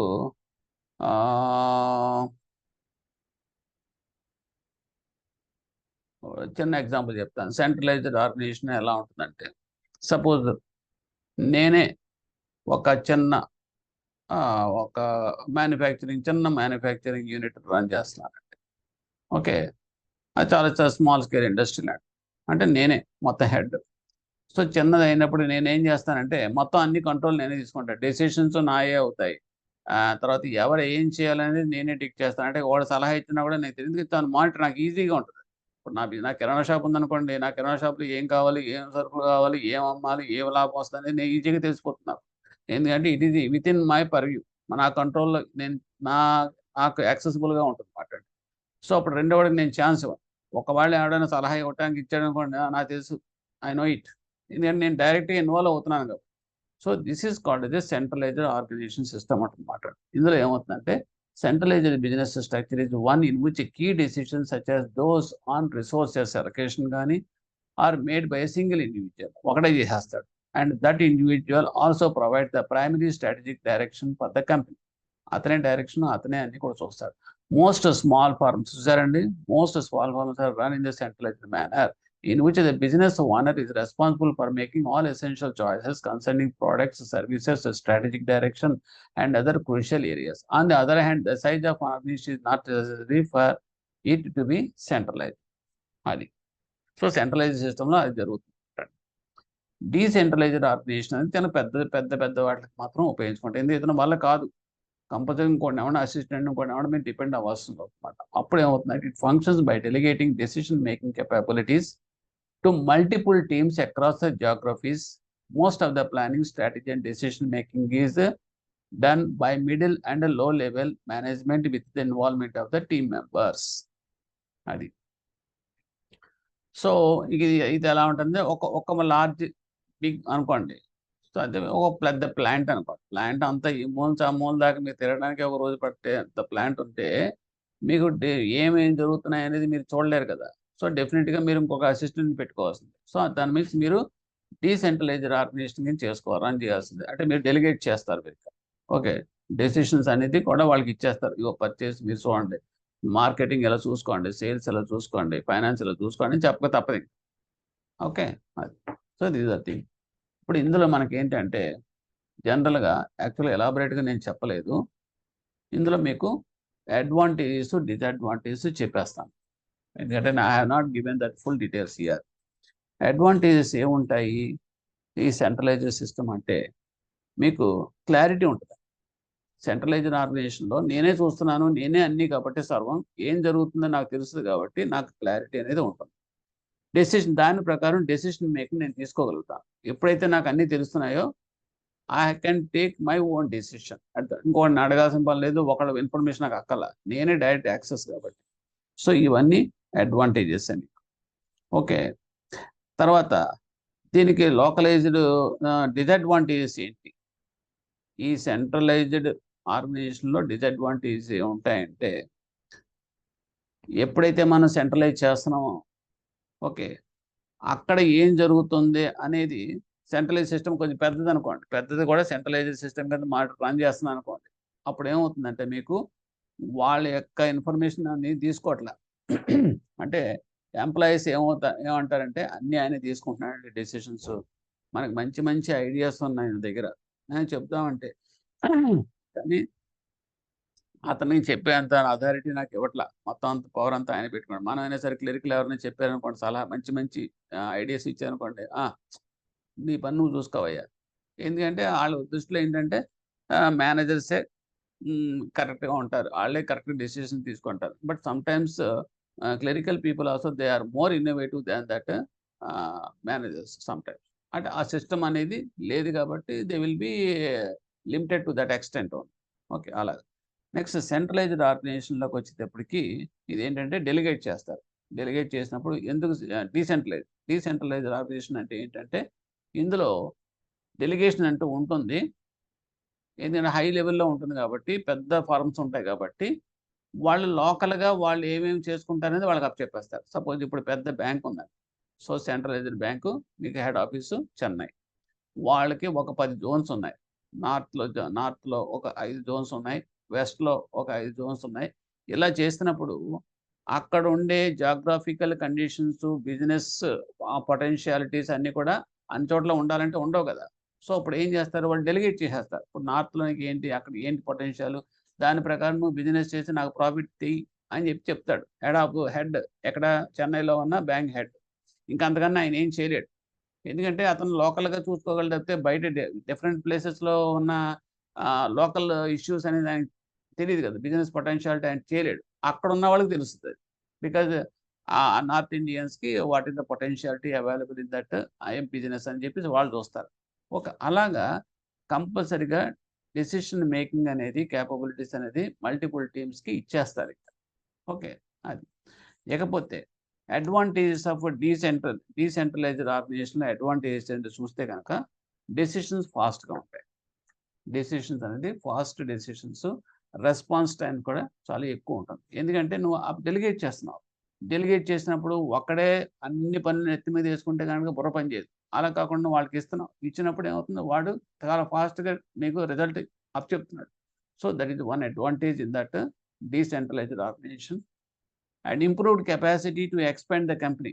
ఎప్పుడైతే మీకు ఫాస్ట్ డెసిషన్స్ ఉంటున్నాయో, సో, ఆటోమేటిక్ రిజల్ట్ అనేది ఎఫెక్టివ్‌గా ఉంటుంది. సో, ఎక్స్‌పాన్షన్ ఛాన్సెస్ కూడా మీకు బావుంటాయి. తర్వాత ఇందులో ఏంటంటే స్కిల్డ్ అండ్ స్పెషలైజ్డ్ మేనేజ్మెంట్ ఉంటారు. ఎందుకంటే మీరు డీసెంట్రలైజ్ చేసినప్పుడు మీకెంత కేపబిలిటీస్ ఉంటాయో, మీరు సెలెక్ట్ చేసుకునే వాళ్ళకి కూడా అంత కేపబిలిటీస్ ఉన్న వాళ్ళని మీరు తీసుకుంటారు. ఓకే. సో, అప్పుడేమవుతుందంటే మీరు ఎలా థింక్ చేస్తున్నారో అవతలోడు కూడా అలాగే థింక్ చేస్తాడు కాబట్టి మీకు ఆ స్కిల్సు, ఆ స్పెషలైజేషన్ వల్ల ఏమవుతుందంటే మేనేజ్మెంట్ యాస్ ఎ హోల్‌గా they will get a good result. అది. Next improvement in the morale of employees. Morale of employees ఎందుకు పెరుగుతుంది? అంటే డీసెంట్రలైజ్డ్ ఆర్గనైజేషన్‌లో అందరిని కలుపుకుంటున్నాం. అందరికి అవకాశం ఇస్తున్నాం. సో, అందరికి అవకాశం ఇచ్చినప్పుడు అందరి ఐడియాస్ మనం షేర్ చేసుకుంటున్నాం. సో, వాళ్ళిచ్చిన ష ఐడియాస్ మనకి వాల్యూ ఇస్తున్నాం కాబట్టి, వాళ్ళు కూడా మనకు కంట్రిబ్యూట్ చేస్తున్నట్టు లెక్క. సో, అది ఉంటుంది. సో, దీనివల్ల ఏమవుతాయి మోటివేషనల్ ఫ్యాక్టర్స్ ఉంటాయి. ఎక్కువ వర్కర్స్ మోటివేషన్ ఫ్యాక్టర్స్ కంట్రిబ్యూట్ చేస్తాయి. సో, ఇదొక అడ్వాంటేజ్ డీసెంట్రలైజ్డ్ దాంట్లో. Next another one is link between compensation and responsibility. So ఇక్కడ డీసెంట్రలైజేషన్ సిస్టమ్ ఏంటంటే అక్కడ అకార్డింగ్ టు ది సిట్యుయేషన్ వాళ్ళకి అలాగే డెలిగేట్ చేశారు కాబట్టి వాళ్ళు ఎక్కువ యాక్సెస్గా ఉంటారు కాబట్టి అక్కడ ఉన్న లోకల్ ఎన్విరాన్మెంటల్ వర్క్ కండిషన్ తోటి వాళ్ళకి అకార్డింగ్గా వాళ్ళకి రెమ్యూనరేషన్ రివార్డ్ సిస్టమ్ అనేది అంటే ఎక్కువ పని చేసేవాడికి ఎక్కువ పని డబ్బులు ఇవ్వడం అనేది చేస్తారన్నమాట. ఎందుకంటే అతనికి పవర్స్ డెలిగేట్ చేస్తారు కదా, చూసుకో నీ ఇష్టం, అక్కడ నాకు బిజినెస్ కావాలని చెప్పేసాడు. అదే సెంట్రలైజ్డ్ సిస్టమ్‌కి వచ్చేటప్పుడు వీళ్ళందరినీ కూడా మానిటర్ ఎవడు పని చేస్తున్నాడు, ఎవరు బాగా పని చేస్తున్నాడో మానిటర్ చేయలేడు కాబట్టి రాంగ్ డెసిషన్ తీసుకోవాల్సొస్తుంది. తను ఇచ్చిందే జీతం. ఇంకా ఆడు బాగా చేస్తున్నాడా, లేకపోతే వరస్ట్‌గా చేస్తున్నాడా అనేది అనలైజ్ చేసేంత అంత యాక్సెస్ కూడా అతనికి ఉండదు సెంట్రలైజ్డ్ సిస్టమ్‌లో. తను ఆర్డర్స్ ప్లేస్ చేయగలడు తప్పితే గ్రౌండ్ లెవెల్‌లో వాట్ ఈస్ హ్యాపెనింగ్ అనేది he could not able to get that feedback. అలాగే more effective utilisation of the lower and middle management అనుకోండి. ఇకపోతే డిసడ్వాంటేజెస్ ఉన్నాయా డీసెంట్రలైజ్డ్ ఆర్గనైజేషన్‌లో అంటే ఉన్నాయి. ఏముంటాయంటే కోఆర్డినేషన్ యాక్టివిటీస్. ఎందుకంటే డిఫికల్టీస్ ఇన్ కోఆర్డినేషన్. ఎక్కువ మంది అయిపోయారు మేనేజర్స్, అంటే జోనల్ మేనేజర్స్. సో ఎప్పుడైతే మీకు జోనల్ మేనేజర్స్ అంతా ఎక్కువ మంది అయిపోయారంటే, నేను ఎగ్జాంపుల్ బ్యాంక్ ఎగ్జాంపుల్ చెప్తున్నాను అనుకోండి. అయిపోయారనుకోండి. సో అతను ఏదో మంచి ఐడియాస్‌తో ఉండొచ్చు. అంతమంది జోనల్ మేనేజర్స్ డిఫరెంట్ ఐడియాస్‌తో ఉంటారు. సో అందులో కొంత తక్కువ ఉంటారు, ఎక్కువ ఉంటారు. సో దానికి మనం ఏం చేయాలి? We have to bear it. Okay. And increase in the administrative cost due to the duplication of efforts.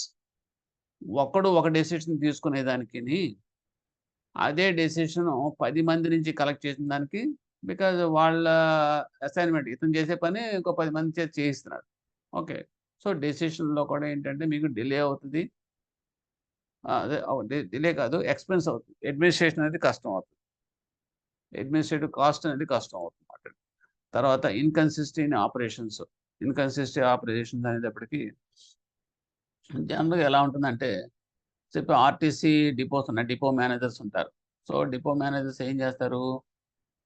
ఎవరికి ఆళ్ళకి డెలిగేట్ చేస్తారు. ఈ డిపో బిజినెస్ నువ్వే చూసుకో. ఆ డిపోని బిజినెస్ ఆయన చూసుకుంటాడు అనుకున్నప్పుడు, ఎవరికి వాళ్ళు ఆ డిపో సంబంధించిన ఆపరేషన్స్ మీద ఫోకస్ పెడతారు. ఒక డిపో మేనేజర్ ఏం చేస్తాడంటే ప్రాఫిటబిలిటీ కాబట్టి అతను ఏం చేస్తాడంటే, నా దగ్గర ఉన్న బస్సులన్నీ కూడాను ఆ చుట్టుపక్కల ఉన్నా కూడాను ఏది తిరుపతి ఇటువంటి పిల్గ్రిమ్ సెంటర్స్‌కి నేను ఓ ప్యాకేజ్ టూర్‌ల కింద పెట్టుకుంటానంటాడు. ఎందుకంటే అతనికి లిబరలైజ్ ఇచ్చేసారు. నువ్వేం చేసుకుంటావో చేసుకో అని. సో ఇప్పుడేమవుతుంది, ఆర్టీసీలో ఏంటంటే పాసెంజర్స్ ఒక విలేజ్ నుంచి ఇంకొక విలేజ్‌కి తీసుకెళ్ళటం ఇంతవరకే కాన్సెప్ట్. కానీ ఇతనేం చేశాడంటే కొంచెం ఇన్నోవేటివ్‌గా తనకు నచ్చినట్టుగా తను చేసుకున్నాడు. సో ఇప్పుడేమవుతుంది, ఈ పర్టిక్యులర్ డివిజనల్ మేనేజరు తన డివిజన్‌లో మంచి బిజినెస్ సాధిస్తాడు. కానీ యాస్ ఎ హోల్‌గా ఆర్టీసీకి వచ్చేటప్పటికి మాత్రం వాళ్ళు యాక్చువల్‌గా ఇందులో లేదు. ఈ పిల్గ్రిమ్ సెంటర్‌కి ప్యాకేజీలు పెట్టమని గాని ఇలా చేయడం అనేది ఎక్కడ లేదు.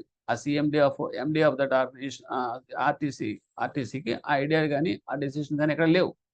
కానీ ఇక్కడ ఓవరాల్‌గా బిజినెస్ ఆర్గనైజేషన్‌కి వచ్చేటప్పటికి ఏం చేస్తున్నారు? ఇండివిడ్యువల్‌గా వాళ్ళు పెర్ఫార్మ్ చేస్తున్నారు తప్పితే, కంపెనీ గోల్స్, ఆర్గనైజేషన్ గోల్స్‌లోకి ఇతను మ్యాచ్ అవ్వట్ల. సో ఇటువంటివి వస్తాయన్నమాట. సో దీనివల్ల ఏమవుతాయి, ఇన్‌కన్సిస్టెంట్ ఆపరేషన్స్ అంటాం. అలాగే self centred ways of functioning అని కూడా అంటాం. ఇవన్నీ కూడా మీకు డీసెంట్రలైజ్డ్ ఆర్గనైజేషన్‌లో వచ్చే డ్రాబ్యాక్స్. ఓకేనండి. అది. Next we are coming to that line and staff organization. మీకు చెప్పాను ఇప్పుడు మనం టైప్ ఆఫ్ ఆర్గనైజేషన్‌లో ఒకటి అయిపోయింది. రెండోది లైన్ అండ్ స్టాఫ్ ఆర్గనైజేషన్‌లోకి వచ్చాం. ఏంటండి లైన్ అండ్ స్టాఫ్ ఆర్గనైజేషన్ అంటే, దీనికి సింపుల్‌గా చెప్పేది నేనేం చెప్తానంటే, రాజు, మంత్రి అంతేనండి. ఈ ఒక్కటి మీరు తీసుకుంటే సరిపోతుంది. మనం చూస్తా ఉంటాం, మనం చదువుతా ఉంటాం. శ్రీకృష్ణదేవరాయలు మంచి బ్రహ్మాండంగా పరిపాలించాడు. ఓకే. మంచి గొప్ప రాజు అంటాం. యాక్చువల్‌గా credit will go to that minister only. Okay. ఇతను పరాక్రమవంతుడే కావచ్చు. కానీ తిమ్మరసు అతను లేకపోతే గనక హి cannot rule that much, he cannot get that much fame. అది మనకు అందరికి చరిత్రలో చదువుకుంటాం. అంటే ఏంటి ఇక్కడ ఇంపార్టెన్స్ ఏంటంటే, ఇతను ఎనకాల అతను ఉన్నాడు. ఓకే. అలాగే ఈ లైన్ అండ్ స్టాఫ్ ఆర్గనైజేషన్ కూడా అటువంటిదే. అంటే లైన్ అంటే ఎగ్జిక్యూటివ్స్. సపోజ్ సీఎండీ ఉన్నాడనుకోండి. సీఎండీకి వాళ్ళ నుంచి ప్రోగ్రామ్ ఏంటి అనేది సెట్ చేసేది ఎవరు? అతని పీఏ టు సీఎండీ. అతను ఏ ఎగ్జిక్యూటివ్, అతను ఏ క్యాడరు, ఏ బహుశా ఏ డీజీఎమ్మో లేకపోతే హై లెవెల్ క్యాడర్ తోటి అతని పీఏ కింద పనిచేస్తాడు. సెక్రటరీ కింద పనిచేస్తాడు. సో ఇతను ఏం చేస్తాడు, ఇతను ఏమన్నా ప్రోగ్రామ్ అంతా అతను చెప్పేస్తాడు. ఎందుకంటే ఆ తలనొప్పి కూడా ఇతను తీసేస్తాడు. సార్ ఇవాళ మనం ఇప్పుడు ఇవాళ ఏమంటే ఇతను మనకి ఇవాళ we have to go for a business of this much ఏం చేద్దాం అని అన్నప్పుడు వెంటనే ఏం చేస్తాడంటే, okay sir today we shall visit that Mumbai centre sir, Mumbai జోన్‌కి వెళ్తాం. Some accounts they are planning for foreigners in meeting ఏదో ఉంది. We shall meet that customers so that we can I arrange a meeting with that customers important అంటే industrialist meeting arrange చేస్తాను. మీరు address చేయండి sir. We can get catch hold of some that credit advances మనం తీసుకోగలమేమో అలాగా. అంటే ఏంటి ఇతనికి ఈ లైన్ అనేది ఈ లైన్ స్టాఫ్ దాంట్లో మెయిన్ పర్సన్ అయితే లైన్స్ అని చెప్పాను చూడండి. అతని యొక్క ఫంక్షనింగ్ అంతా కూడాను ఇతను ఆ బర్డెన్ అంతా దాన్ని షేర్ చేసుకుంటాం. అది. సో ఆ రకంగా మీరు తీసుకుంటే కనుక ఇది చాలా క్లియర్‌గా వెళ్ళిపోతుంది. Line executives always hold the authority of command, okay, and the primary responsibility of the staff supervisors are to guide, advise and counsel the line executives. వీళ్ళకి చెప్తారు. అంటే ఈ రకంగా మీరు చూసుకోవాలంటే మీకు పిఏ టు ఎండీస్, తర్వాత సెక్రటరీ టు ఈడీ ఇవన్నీ కూడా మీకు వస్తాయి జనరల్‌గా. Within the line and staff organization work is segmented and specialized in according to that individual needs డెఫినిట్‌గా. ఎందుకంటే ఒక డిపార్ట్మెంట్ జనరల్‌గా లైన్ అనేటప్పటికి హెడ్ ఆఫ్ ద డిపార్ట్మెంట్స్ అవుతారండి. వాళ్ళకి ఎవరు ఉంటారు అంటే మీకు ఈ హెచ్ఆర్ అడ్వైజర్స్ ఉంటారు. తర్వాత లీగల్ అడ్వైజర్స్ ఉంటారు. అలాగే క్రెడిట్ అడ్వైజర్స్ ఉంటారు. అంటే మంత్రులు వీళ్ళంతా. అంటే వాళ్ళు చేసే యాక్ట్స్ అంతా కూడా రాజుకి మంత్రి ఎలా సపోర్ట్ చేస్తాడో ఆ టైపు. అంటే సగం తెలివితేటలన్నీ కూడా వాళ్ళకి షేర్ చేస్తా ఉంటారు. సో దీనివల్ల మీకు ముందుకెళ్తాం. And there are two different channels through which authority might flow simultaneously in a company organization. That is line authority. రెండోది ఏంటంటే that is staff authority. Okay. అంటే ఇద్దరికి పవర్స్ ఉంటాయి. అథారిటీ అనేటప్పటికి ఇద్దరికి పవర్స్ ఉంటాయి. మరి సీఎండీకి ఎంత పవర్స్ ఉంటాయో పిఏ టు సీఎండీకి కూడా అంతే పవర్స్ ఉంటాయి కదండి. The line executives retain control of the commanding role while staff members are limited to the advisory roles. చూసారా, అసలు మెయిన్ డెసిషన్ కమాండింగ్ రోల్ అంతా కూడా సీఎండీ దగ్గర ఉంటుంది, ఈడీల దగ్గర. కానీ వాళ్ళకి వీళ్ళు సపోర్టింగ్గా ఉంటారు. ఎవరు? ఈ స్టాఫ్ అథారిటీ అంటే PA to what is that CMD and PA to EDC వీళ్ళంతా కూడా. సో ఇది అడ్వైజరీ రోల్స్ మాత్రమే వీళ్ళు చేస్తారు. లేకపోతే advantages of line and staff organisations ఏంటి, disadvantage of line and staff organisation అంటే ఒకసారి చూసేద్దాం. ఇక్కడ ఏం చేస్తారంటే అడ్వాంటేజెస్ ఏంటంటే providing relief to the line of executive డెఫినెట్గా. ఎందుకంటే వాళ్ళకి హెడేక్ అంతా ఏదో తగ్గిస్తారు. పిఏ వాళ్ళంతా పిఏ టు అంటే పిఏ అంటే పీనాట్ సెక్రటరీస్ వీళ్ళంతా కూడా. ఎందుకంటే అతను మెయిన్ ఫంక్షనింగ్ మీద ఫోకస్ పెట్టుకుంటాడు. మిగతాదంతా కూడా అరేంజ్మెంట్స్ అవన్నీ కూడా తను చూసి అడ్వైజ్ చేసుకుంటూ ముందుకు తీసుకెళ్తారు. ఓకే. Professional counselling. ఓకే. అంటే ప్రొఫెషనల్ కౌన్సిలింగ్ అంటే వీళ్ళంతా కూడా ఒక ఎక్స్పర్ట్స్ ఉంటారన్నమాట. ఎగ్జిక్యూటివ్స్‌కి ఎవరు పడితే వాళ్ళని వేయరండి. అందులో స్పెషలైజ్డ్ పీపుల్స్, కొంచెం హైలీ క్వాలిఫైడ్ పీపుల్స్ వాళ్ళని మాత్రం వేస్తారు ప్రొఫెషనల్ కౌన్సిల్స్ కింద. ఎందుకంటే వాళ్ళకి మంచి సపోర్టు, మంచి తెలివిగా వాళ్ళు ఇవ్వాలి. అంతేగాని కేడర్‌ని బట్టి ఇవ్వడం కాదు. ఇప్పుడు హెచ్ఆర్ ఉన్నారు కూడా, హెచ్ఆర్ పర్సన్స్ దానికి సంబంధించిన స్టాఫు తర్వాత వీళ్ళందరూ టార్గెట్స్ ఉన్నాయంటే గనుక సపోజ్ బ్రాంచ్ మేనేజర్స్ ఉన్నటువంటి 200 మంది బ్రాంచ్ మేనేజర్స్ రిటైర్ అయిపోతున్నారు అనేది ఒక ఇష్యూ వచ్చింది. ఎవరికి? సడెన్‌గా రిటైర్ అయిపోతున్నారని చెప్పేసి ఇంకో 3 మంత్స్‌లో. ఎవరికి? సీఎండీకి. సో అతనికి బిజినెస్ ఎఫెక్ట్ అవుతుంది. అప్పుడు ఏంటి నెక్స్ట్ ఏం చేయాలి అనుకున్నప్పుడు అప్పుడు హెచ్ఆర్ పర్సన్ వస్తాడు. సార్ ఏం పర్లేదు sir, nothing to worry, I will take care of this అని చెప్పేసి ఇమ్మీడియేట్‌గా ఐడెంటిఫై చేసి ఓకే. ఆ మేనేజర్స్‌ని వాళ్ళకి ఈ లోపల సీనియర్ అంటే ఒక 2 ఇయర్స్, 3 ఇయర్స్ ఉన్న వాళ్ళ ప్యానెల్‌లో పెట్టుకొని వాళ్ళని సెపరేట్‌గా వాళ్ళకి పెర్క్స్ ఇచ్చుకొనో లేకపోతే సమ్ ఇంట్రెస్టెడ్ పోస్టింగ్స్ అని ఆఫర్ చేసో so he will make it ready that gap అలా. So professional council and benefit of specialisation. దీనివల్ల ఏమవుతుందంటే మీకు మెనీ అడ్వాంటేజెస్ అంటే స్పెషలైజేషన్ అనేది వస్తుందట. ఓకే. స్పెషలైజేషన్ అంటే దాని కింద ఉన్న వాళ్ళంతా కూడా మీకు స్ప్లిట్ చేస్తాం కాబట్టి మీకు అక్కడ దాకా ఎందుకంటే ఉన్నారు. ఓకే. ఆస్థాన విద్వాంసులు అంటాం. ఇది కూడా ఆ సెటప్పే. ఎందుకంటే ఈ ఒక్క మంత్రితో పాటు ఇంకా మంత్రి లెవెల్‌లో మిగతా వాళ్ళు కూడా అడ్వైజ్ చేస్తుంటారు. న్యాయం సంబంధించిందంటే పలానా ఈయన చెప్పండి అని చెప్పి విద్వాంసులు అంటామాట. ఆ రకంగా. సో ఈ రకంగా మనకి డిపార్ట్మెంట్స్ వైజ్గా కూడా స్పెషలైజేషన్ ఉంటారు కాబట్టి they will be also help with as a staff organisation చేస్తారు. Improvement in the coordination. Next ఏంటంటే స్పెషలైజేషన్ ఉన్నప్పటికీ కూడా okay, a line and staff organization can provide superior decision making while authorities remaining with only a few people. As a result of this feature, each official can concentrate on their own domain, which contributes to improve the work coordination. So ఇక్కడ coordination అనేది improve అవుతుంది ఇద్దరు ఈ line and staff organisation వల్ల. ఎందుకంటే ఇద్దరు కూడా coordinate చేసుకుంటూ ఆ హెడ్స్ ఆఫ్ ద పీపుల్ని వాడు కంట్రోల్ చేసుకుంటూ ఉంటారు. అండ్ ట్రైనింగ్ అవసరమైతే ఈ సెటప్లో ఏమవుతుందంటే వాళ్ళు ట్రైనింగ్ కూడా ఇస్తారు. ట్రైనింగ్ ఏ రకంగా మీకు ట్రైనింగ్ ఇస్తారంటే what is that existing staff specialities ఉంటాయి చూడండి. ఇప్పుడు సపోజ్ అతనికి అడ్వైజింగ్ కావాలి లీగల్, సో అతనికి సంబంధించిన పెద్ద పెద్ద ట్రైనింగ్ ప్రోగ్రామ్స్ పంపించి అతన్ని పెట్టుకుంటారు. అంటే ఎక్స్పర్టైజ్ తీసుకొస్తారన్నమాట. అంటే ఒక లైన్ ఎగ్జిక్యూటివ్కి మంచి డెసిషన్స్ ఇవ్వాలంటే తన కింద ఉన్న స్టాఫ్ సపోర్టింగ్ స్టాఫ్ ఒక మంచి ట్రైనింగ్ పర్సన్ అంటే ఎప్పటికప్పుడు అప్డేట్ చేసుకుంటూ ఉంటారన్నమాట. సో ఇదంతా ఇలాగ బ్యాలెన్స్ డెసిషన్స్ ఉంటాయి. తర్వాత యూనిటీ ఆఫ్ యాక్షన్, ఇవన్నీ మీకు అడ్వాంటేజ్ వస్తాయి. మరి disadvantage of the line and staff organisation ఉంటాయంటే ఎస్ ఉంటాయి. అదేంటంటే ఫంక్షనల్ మిస్అండర్స్టాండింగ్స్. ఎందుకంటే ఇద్దరు సైమల్టేనియస్గా చేస్తున్నారు. దీన్ని ఏమంటామంటే ఒక్కొక్కసారి మంత్రి డామినేట్ చేస్తాడు రాజు మీద. ఎందుకంటే మంత్రికి చాలా తెలివితేటలు ఉంటాయి, రాజు కన్నా తెలివితేటలు ఉంటాయి. సో అటువంటి ఎప్పుడు అవుతుందంటే మీరు చేసే తప్పండి అనేస్తాడు అండ్ కాన్ఫ్లిక్ట్ వస్తుంది ఇక్కడ. సో ఇటువంటి అంటే కోఆర్డినేషన్ ఉండొచ్చు కానీ కాన్ఫ్లిక్ట్ అనేది ఉండకూడదు. సో ఇక్కడ ఏమవుతుంది డిసడ్వాంటేజెస్ అంటే ఈ లైన్ స్టాఫ్ ఆర్గనైజేషన్స్లో సైమల్టేనియస్గా ఇద్దరు డిఫరెంట్ అథారిటీస్ కాబట్టి క్లాష్ వస్తుంది కాబట్టి lot of confusion between these two people. అతను ఒకటి అంటే లేదు సార్ ఇది మంచిది కాదు అంటాడు. ఓకే, సో అది నెక్స్ట్ ప్రొఫెషనల్. తర్వాత ల్యాక్ ఆఫ్ రిలయబుల్ గైడెన్స్. అంటే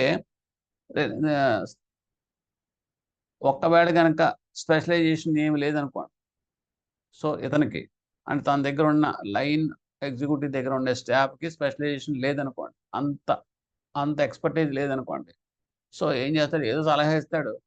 అతను అంత బిజీ షెడ్యూల్ ఏం చేస్తాడు, ఇతను ఇచ్చిన సలహా మీద డెసిషన్ తీసుకున్నాడు అనుకోండి, అది ఒకసారి ఇన్కరెక్ట్ అయిపోయి లాసెస్ కూడా అవుతాయి. సో ఇటువంటివి కూడా జరుగుతూ ఉంటాయి. So lack of reliable guidance, అతని మీద డిపెండ్ అయ్యాడు కాబట్టి. నేను కాన్ఫ్లిక్ట్ బిట్వీన్ ద లైన్ చెప్పాను కదా, ఇద్దరు కొడుసేస్తూ ఉంటారు. అవసరం అయితే ఇద్దరు కూడా ఈక్వల్గా ఉంటాయి ఎట్ పార్ ఒకలా. తర్వాత ఎక్స్పెన్సివ్. ఎందుకంటే వై ఇట్ ఈజ్ ఎక్స్పెన్సివ్ అంటే ఇతనికి ఎంత వెయిటేజ్ ఉంటుందో రెమ్యూనరేషన్ ఇంచుమించుగా అతను కూడా అంతే రెమ్యూనరేషన్ ఉంటుంది. Okay, because of his expert employees duplication జరుగుతుందన్నమాట. సో ఇది అడిషనల్ స్టాఫ్ ఎంగేజింగ్ అవకాశం వస్తుందన్నమాట. ఆ రకంగా ఇతను కూడా కాస్ట్ ఫ్యాక్టర్స్ ప్రకారం చూసుకుంటే it is expensive. And assumption of authority. Assumption of authority అనేటప్పటికీ మీకు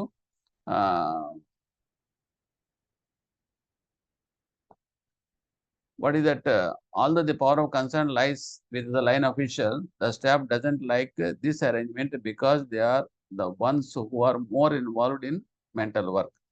ఇప్పుడు ఏంటంటే ఇప్పుడు ఇతను ఏంటంటే ఇద్దరు సమానంగా ఉండి నేను ఇచ్చిన సలహా వల్ల అతనికి పేరు వచ్చినా కూడా నాకేం దక్కింది అనే టైప్లో డిస్సాటిస్ఫాక్షన్. ఎందుకంటే ఇది చెప్పిన చూడండి, రాజు కన్నా మంచి తెలివైనడు, బట్ రాజుకు వస్తుంది పేరు, మంత్రికి పెద్ద ఇంపార్టెన్స్ ఉండలేదు.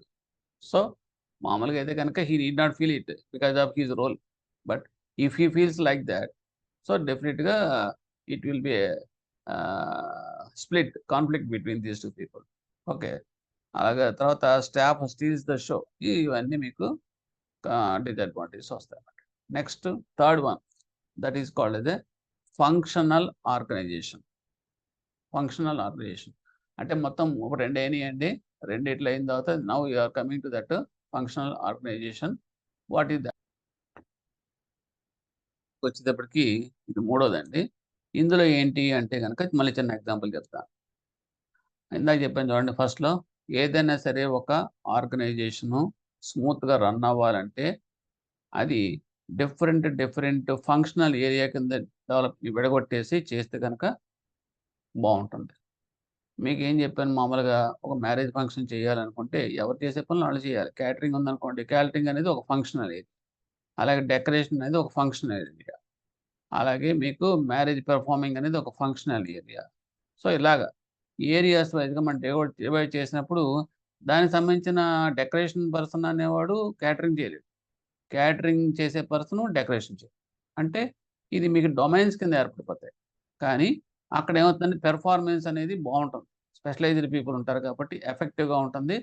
ఓవరాల్‌గా ఎవరి పనులు ఆళ్ళు చేసుకుంటూ వెళ్ళిపోతారు కాబట్టి అల్టిమేట్‌గా మనకి ఆబ్జెక్ట్స్ అన్నీ కూడా క్లియర్‌గా అచీవ్ అవుతాం. అదండి. కాబట్టి దీనికి ఏం చేశారంటే ఎఫ్‌డబ్ల్యూ టైలర్ అన్న అతను ప్రపోజ్ చేసిందన్నమాట అండి. ఇది ఫంక్షనల్ ఆర్గనైజేషన్ అనేది ఒక రకం. ఇందులో అతను చెప్పిన థియరీ ఏంటంటే functional organization structure organize a company into different departments based on areas of expertise. It contributes to the preservation of quality as well as uniformity in the performance of the variety of the functions across that entire company. నేనే ఒక company తీసుకొస్తే కనుక చెప్పాను కదా మీకు manager, operations manager and finance manager, that production manager, personal manager, sales. So this nothing but functional areas మాట. So వాళ్ళకొక authority ఉంటుంది. ఆ కింద ఉన్నవాడు ఉంటాడు. ఆ డిపార్ట్మెంట్‌లో కింద ఉన్నవాడిని వాడు చూసుకుంటా ఉంటాడు. ఓవరాల్‌గా తను ఆ డొమైన్‌కి లీడ్ చేస్తుంటాడు. రిజల్ట్ అనేది అక్కడ అబ్టైన్ చేస్తాడు అందులో. ఎవరికి వాళ్ళే. సో వీళ్ళందరి మధ్య మీకు ఆహ్, డిస్ట్రిబ్యూట్ అవుతుంది అసైన్‌మెంట్స్. అది ఇక్కడ చెప్తాడు. So FM Taylor was the one who initially proposed the idea of functional organization, advocated for the placement of knowledgeable individuals in key roles. నేను ఇప్పుడు చెప్పిన ఎగ్జాంపులే. All the activities of the functional organization are broken down into their respective functions, which include functions like operations, finance, marketing, and personal relationship. ఇక్కడికొస్తే కనుక each functional area is assigned to the functional specialists who are vested with the authority to make all decisions pertaining to that function anytime that the function is carried out anywhere within the organization. Within the organization లోనే ఉంటారు. ఎవరి పని వాళ్ళు పూర్తి చేసుకుంటారు కంఫర్ట్‌గా with their own specialization. The principle of unity of command doesn't apply to such an organization because it already has the line structure in place for that purpose. ఎందుకంటే ఇక్కడ మీకు యూనిటీ ఆఫ్ కమాండ్ అనేది question రాదు. ఎందుకంటే వీళ్ళందరూ కూడా మళ్ళీ they are answerable to that line structure అంటే ఏంటి మీకు మళ్ళీ హెడ్స్ ఉంటారు. ఒక అక్కడ వాళ్ళకి వీళ్ళు కనెక్ట్ అవుతా ఉంటారు. సో ఇదంతా కూడా మళ్ళీ చైన్ కిందే ఉంటుంది. ఓకే. అంతే ఇట్స్ నాట్ ఏ లిమిటెడ్ కింద ఉంటుందన్నమాట. ఒకళ్ళకి మాత్రం ఆన్సరబుల్ కాదు. It is all answerable. Advantages of functional organization ఏంటి అంటే ఫస్ట్ స్పెషలైజేషన్ ఉంటుందండి. నేను చెప్పాను చూడండి. ఫైనాన్స్ మేనేజర్ ఫైనాన్స్ అంటే అతను ఎంబీఏ ఫైనాన్స్ ఏదో చేస్తుంటాడు. అలాగే మేనేజర్ మార్కెటింగ్. సో ఇది మేబీ స్పెషలైజ్డ్ ఇన్ మార్కెటింగ్ అలా మాట. సో ఎప్పుడైతే ఉంటుందో కనుక ఎఫెక్టివ్‌గా ఉంటుంది ఆర్గనైజేషన్‌లో అతని యొక్క అవుట్‌పుట్ అండ్ ఎఫిషియెంట్ కంట్రోల్ ఉంటుంది.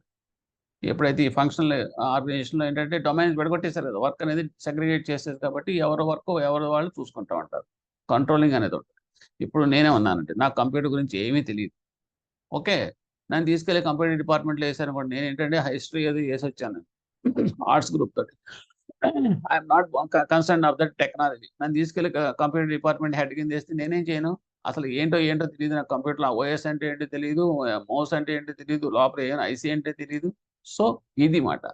సో ఎఫిషియెంట్ కంట్రోల్ అనేది స్పెషలైజేషన్‌లోనే వస్తది. ఓకే. ఫంక్షనల్ ఆర్గనైజేషన్‌లోనే.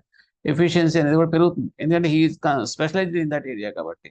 అలాగే కాస్ట్ ఎఫెక్టివ్‌నెస్ అండ్ ఎప్పుడైతే మీకు కంబైన్ చేసారో స్పెషలైజేషన్ వచ్చిందో అవుట్‌పుట్ అనేది చాలా ఫాస్ట్‌గా వస్తుంది. అంటే తెలియని వర్క్ 10 మంది చేయించే కన్నా తెలుసున్న వర్క్ ఒకటి చేసి చేయించడం అనేది కాన్సెప్ట్ అక్కడ. తక్కువ కాస్ట్‌లో standardization make it possible to achieve maximum output వస్తుంది.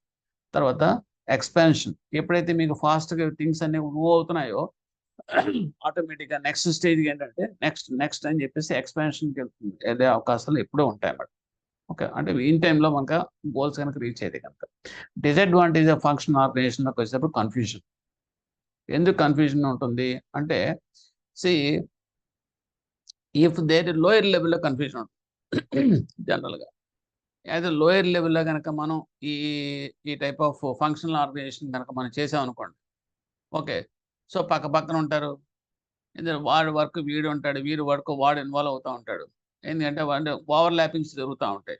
అదే కానీ పెద్ద పెద్ద అనుకోండి సెపరేట్‌గా డొమైన్ అది వేరు, ఇది వేరు. అలాగే దేనికి దానికి సెపరేట్‌గా ఉంటే పర్లా. లోయర్ లెవెల్‌కి వచ్చేటప్పటికి ఒకడి చేత రెండేసి పనులు చేస్తారు. ఆ డిపార్ట్మెంట్‌లో వాళ్ళు కొంత ఇస్తారు. ఈ డిపార్ట్మెంట్‌లో కొంత వర్క్ ఇస్తా ఉంటారు. ఎందుకంటే ఉన్నవాళ్ళే తక్కువ మెంబర్స్ ఉంటారు కాబట్టి. ఓకే. అది జనరల్‌గా లోయర్ లెవెల్‌లోకి వెళ్ళేటప్పటికి మీకు కన్ఫ్యూషన్ వస్తారు. ల్యాక్ ఆఫ్ కోఆర్డినేషన్ వస్తుంది. ఎలాగ కోఆర్డినేషన్ వస్తుందంటే గనక ఆహ్, అందరూ కూడా okay. Ah, what is that huge number of people ఎక్కువైపోతారు. ఎక్కువైనప్పుడు ఎందుకంటే స్పెషలైజేషన్ ఇచ్చేటప్పటికి జనం పెరిగిపోతారుగా. ఆ డిపార్ట్మెంట్‌కి బోలెడంతమంది ఉంటారు. ఈ డిపార్ట్మెంట్‌కి బోలెడంమంది ఎవరి మటుకు ఆడ ఉంటారు. ఉండేటప్పటికి ఏమవుతుందంటే మీకు యాస్ ఎ రిజల్ట్ తెలియదు కోహెసివ్ కమాండ్ స్ట్రక్చర్ అనేది వచ్చేస్తుంది. No cohesive command structure. ఎప్పుడైతే మీకు కన్‌సైజ్‌గా నంబర్ ఉండదో వాడి మీద కంట్రోలింగ్ చేయడం అనేది కష్టమైపోతుందన్నమాట. జనం పెరిగిపోయారు కాబట్టి. So, that is called the lack of coordination అదే controlling. And difficulty coordination. Next difficulty in determining the accountability. So, అకౌంటబిలిటీకి వచ్చేటప్పటికి కూడా మీకు డిఫికల్టీ ఫేస్ చేస్తాం ఫంక్షనల్ ఆర్గనైజేషన్స్‌లో. ఎలాగంటే మెనీ అథారిటీస్ ఉంటారిక్కడ. ఎందుకంటే ఇప్పుడు నేను చెప్పాను చూడండి what is the functioning manager functional and manager operations. Sorry manager finance, manager purchases, manager marketing, manager sales. వీళ్ళందరితోనే మీటింగ్ పెట్టారు. ఎందుకంటే అల్టిమేట్‌గా ఎండీ ఎవడో ఉంటాడో పిలిచి ఏంటి మనం అనుకున్న సేల్స్ జరగలేదేంటి? మన ప్రాఫిట్ ఏంటి? అది డ్రాస్టిక్‌గా తగ్గిపోయిందని చెప్పేసి రివ్యూ మీటింగ్ పెట్టారు. పెట్టేటప్పటికి వీళ్ళేం చేస్తారు? Sir because of this purchase department decisions very slow sir. We could not able to produce that much more production అని చెప్పి అంటాడు. లేదండి కానీ నాకు టైంకి వీళ్ళు ఫైనాన్స్ చేయలేదు. ఫైనాన్స్ డిపార్ట్మెంట్ నుంచి బిల్స్ క్లియర్ చేయమని రా మెటీరియల్ కొనుక్కోలేకపోయాను సార్ అని చెప్పేసి పర్చేజోడు అంటాడు. సో, ఈడేంటంటే మాకు స్టాఫ్‌ని అడిగినప్పుడు ఇవ్వలేదు సార్ టెక్నీషియన్స్‌ని. అందు గురించి ఏంటంటే మెషిన్స్ అన్నీ కొన్ని ఆపరేట్ చేయకుండా ఆపేసి వచ్చిందని చెప్పేసి ఆపరేషన్స్ వాడు HR department, personal department blame చేస్తాడు. ఇలాగ ఒకళ్ళ మీద ఒకళ్ళు బ్లేమ్ చేస్తారు. సో, ఇది problem. So, difficulty in determine the accountability అనేటప్పటికి చాలా కష్టం అయిపోతుంది. ఓకే. కాన్‌ఫ్లిక్ట్స్ వచ్చేస్తాయి. ఎందుకు కాన్‌ఫ్లిక్ట్స్ వస్తాయంటే ఈక్వల్ పొజిషన్స్ ఉన్నాయి గదా! అందరికిని. సో, వాళ్ళు ఎవడి తప్పు ఎవడు ఒప్పుకోడు. నాది కాదంటే నాది కాదు. నేను తప్పు కాదంటే నేను తప్పు కాదంటారు. ఎందుకంటే లోయర్ లెవెల్ అంతా ఈక్వలే కదా! మేనేజర్స్ అందరూ నలుగురు మేనేజర్సే. ఎవరిని ఏమంటాం? So, this one. Next expensive. ఇంత స్పెషాలిటీస్ వచ్చి డిఫరెంట్ డిపార్ట్మెంట్స్ హైయెస్ట్ డిగ్రీతో మెయింటైన్ చేయడం అంటే ఇట్ ఈస్ కాస్ట్‌లీ. సో, ఇదొక డిసడ్వాంటేజ్. Next committee organizations. ఏంటి కమిటీ ఆర్గనైజేషన్? ఇది నాలుగోది. ఆర్గనైజేషన్‌లో నాలుగో రకం. ఏంటి ఇది కమిటీ ఆర్గనైజేషన్ అంటే ఇక్కడ nothing but A brain storming. దీన్ని నేనేం చెప్తానంటే బ్రెయిన్ స్టార్మింగ్ అంట. అంటే నలుగురు స్పెషలిస్ట్‌లు నలుగురు కలిపి కూర్చొని ఆలోచించి చేస్తే గనక ఒక ఇష్యూ అయితేనేమండి, ఒక డెసిషన్ ఏంటంటే కరెక్ట్‌గా వస్తదని కాన్సెప్ట్ ఇది. ఎక్స్‌పర్టైజ్ ఉంటది. ఎక్స్‌పర్ట్స్ అందరూ కలిసి మీటింగ్ పెట్టుకుంటారు. అంటే దట్ మీన్స్ పర్చేజ్ నుంచి ఒకడు, సేల్స్ నుంచి ఒకడు, మార్కెటింగ్ నుంచి ఒకడు, పర్సనల్ నుంచి ఒకడు ఇలాగ. సో, ఇది కాల్డ్ ఏ కమిటీ. మనకు కూడా ఏంటంటే హెడ్ ఆఫీస్‌లోను వాటిలోని కమిటీ ఫార్మ్ చేస్తా ఉంటారు. సో, బిజినెస్ ప్లాన్స్‌కి కమిటీని అంటే ఏంటి హెచ్ఆర్ నుంచి పర్సన్ జీఎం ఎళ్తారు. అలాగే క్రెడిట్ డిపార్ట్‌మెంట్ నుంచి ఒకళ్ళెళ్తారు. అలాగే ఇంకా వేరే డిఫరెంట్ ఆపరేషన్స్ నుంచి ఒకడు ఇలాగ ఒక ఐదో, ఆరుగురు ఉండి అది వాళ్ళేంటంటే ఈ కమిటీ ఏంటంటే the plan of action targets ఎలా ఫిక్స్ చేయాలి? నెక్స్ట్ బిజినెస్ ప్లాన్స్ ఏంటనేది డిసైడ్ చేస్తారు. సో, ఇది మాట కమిటీ అండ్ దిస్ స్టార్మింగ్ జరుగుతుంది. బ్రెయిన్ స్టార్మింగ్ అదే. A committee organization various kinds of knowledge which is formally constituted to solve specific problems of the organization. The committee helps to gather collective ideas and information properly analyze. ఇక్కడ ఇది main advantages ఏంటి అంటే improved quality of decisions. ఎందుకంటే అందరూ కూడా మంచి experts ఉంటారు కాబట్టి జాయింట్‌గా డెసిషన్ తీసుకోవడానికి అవకాశం ఉంటది. Established goals, plans and policies ఎఫెక్టివ్‌గా అంటే మంచి గోల్స్ అన్నీ కూడా మనం కరెక్ట్‌గా ఎగ్జాక్ట్‌గా మనం ప్లాన్ చేయొచ్చు. గోల్ సెట్టింగ్స్ అనేది మనం చేయొచ్చు. బ్రెయిన్ స్టార్మింగ్ జరుగుతుంది కాబట్టి. Participation and management. ఇందులో అందరూ కూడా పార్టిసిపేట్ చేస్తారు కాబట్టి ఆపర్చునిటీస్, ఐడియాస్ అవన్నీ కూడా ఇస్తారు కాబట్టి ఎక్కువ పార్టిసిపేషన్ అవకాశం ఉంటుంది. డిఫరెంట్ ఏరియాస్ నుంచి. Decrease prejudice and conflicts. So, ఎప్పుడైతే మీకు కమిటీ హెల్ప్స్ ఒకళ్ళొకళ్ళు చేస్తారు కాబట్టి డెవలప్‌మెంట్ ఆఫ్ టైస్ ఉంటాయి కాబట్టి వాళ్ళ మధ్యలో మెంబర్స్ మధ్యలో ఇంటరాక్షన్ ఉంటుంది కాబట్టి లైన్ మేనేజ్మెంట్‌లో. సో, మీకేమవుతుందంటే పార్టిసిపేషన్ మేనేజ్మెంట్ కింద ఎఫెక్టివ్‌గా ఉంటుంది. ప్రెజుడిస్ కూడా. హ్మ్. Next dealing with complicated problems. ఒకవేళ వెరీ డిఫికల్ట్ ఇష్యూస్ ఏమైనా వచ్చినాయి అనుకోండి, సో ఎక్స్పర్ట్స్ ఒపీనియన్ తీసుకుంటాం. జాయింట్ ఒపీనియన్ తీసుకుంటే కలెక్టివ్గా ఉంటుంది with good ideas. And committee to implement, commitment to implementation. ఎందుకంటే వీళ్ళంతా ఒక కామన్ ప్లాట్ఫామ్లో అందరూ టుగెదర్ అవుతారు కాబట్టి, టీం వర్క్ కింద కాబట్టి, వాళ్ళు ఒకటి ఏదైనా సరే ఒక టాస్క్ అనేది potential consequences of several different decisions తీసుకుంటారు కాబట్టి కమిట్మెంట్ అనేది ఉంటుంది ఇంప్లిమెంటేషన్. తర్వాత sharing of authority. Sharing of authority అంటే మేనేజ్మెంట్ ఏంటంటే వాళ్ళు ఒకళ్ళ వ్యూస్ ఒకళ్ళు షేర్ చేసుకుంటూ ముందుకు వెళ్తారు. This is all advantages of that committee organisation. డిసడ్వాంటేజెస్కి వస్తే ఏంటి అంటే, ఇక్కడ డిసడ్వాంటేజ్ వచ్చేటప్పటికి క్రియేటింగ్ కాన్ఫ్లిక్ట్. కాన్ఫ్లిక్ట్ ఎందుకు వస్తుందంటే, అందరూ మేధావులు అనుకోండి, వాడు ఒకడు చెప్పిన దాన్ని ఇంకోటి కాంట్రడిక్ట్ చేస్తాడు. సో ఇక్కడ ఏంటంటే నేనే రైట్ అంటే నేనే రైట్, అందరూ సమూహజీవులు అంటాం. సో ఇప్పుడు ఇక్కడ మీకు ఎవరు తగ్గడానికి ఇష్టపడరు. అటువంటి ప్రాబ్లం వస్తే మాత్రం this is a set back. అలాగే డిలే ఇన్ డెసిషన్స్. దీనివల్ల ఏమవుతుందంటే మీకు డెసిషన్స్ డిలే అవుతాయి. ఎవడో కరెక్ట్గా ఉండడు, కాన్ఫ్లిక్ట్ డిఫర్ అవుతూ ఉంటారు. మళ్ళీ ఇంకో సెకండ్ రౌండ్ ఆఫ్ మీటింగ్ అంటాడు, మళ్ళీ థర్డ్ రౌండ్, ఎందుకు కన్సైజ్గా రాలేరు కదా. సో దానివల్ల మీకు డిలే అయిపోతూ ఉంటుంది. Possibility of diversion. Possibility of diversion అనేటప్పటికి ఇక్కడ ఏమవుతుందంటే committee May me some times redirected to another topic. అంటే మీకు ఎజెండా ఒకటి అనుకుంటే దాని నుంచి వేరే దాంట్లోకి వెళ్ళిపోతారు. అంటే టార్గెట్ మనం ఏదైతే అనుకున్నామో డైవర్షన్ మాట్లాడు, పాజిబిలిటీ ఆఫ్ డైవర్షన్ వస్తుంది. And shifting of tendency. Shifting of tendency in the sense when leaders are unable to conclude regarding significance issue, they frequently refer the decision making process to a committee. Okay, ఇక్కడ వాళ్ళంతా వాళ్ళు decision తీసుకోకుండా committee ఓవరాల్గా తీసుకుంటుంది కాబట్టి ఇదేమైనా నష్టం జరిగింది అనుకోండి, అవును జాయింట్ కదండి, అందువల్ల మొత్తం అందరూ సఫర్ అవుతారు. అంటే ఇక్కడ ఏంటంటే ఎస్కేపింగ్ మాట, తన యొక్క ఇండివిజువల్ ఇన్ఎఫిషియన్సీని కప్పిపుచ్చుకోవడానికి ఇది ఒక ప్లాట్ఫామ్ కింద కూడా వాడుకోవచ్చు. So this is the shifting tendency వచ్చేస్తుంది. ఎందుకంటే జాయింట్ ఉమ్మడిది కదా, ఉమ్మడిది పుచ్చి తెచ్చిందంటే చూడండి. The lack of secrecy. Lack of secrecy అనేటప్పటికీ it is difficult to keep the secrecy of the internal matters in the structure of the committee. కమిటీలో ఉన్న internal matters leak అవుతాయి. నేను ఉన్న ఇండివిజువల్గా నేను డెసిషన్ తీసుకున్నాను అనుకోండి, బిజినెస్ సీక్రెట్స్ ఏమైనా ఉన్నాయనుకోండి, ఆ కమిటీలో మెంబర్స్ ఉంటే ఎవడు పాస్ ఆన్ చేస్తాడో బయటికి వెళ్ళిపోద్ది మెసేజ్, ఇంపార్టెంట్ మెసేజ్ కాంపిటీటర్కి. వెళ్ళిపోయిన తర్వాత ఎవడంటే ఎవడు తెలియదు. ఎందుకంటే నేనైతే నా దగ్గర ఉంటాను, అలా ఎవరు మాట కాలకూడదు. అలా జాయింట్లు అనేటప్పటికీ ఆ తీసుకున్న ఇంపార్టెంట్ డెసిషన్ అనేది ఎవడో ఒకరు లీక్ చేసే అవకాశం ఉంటుంది.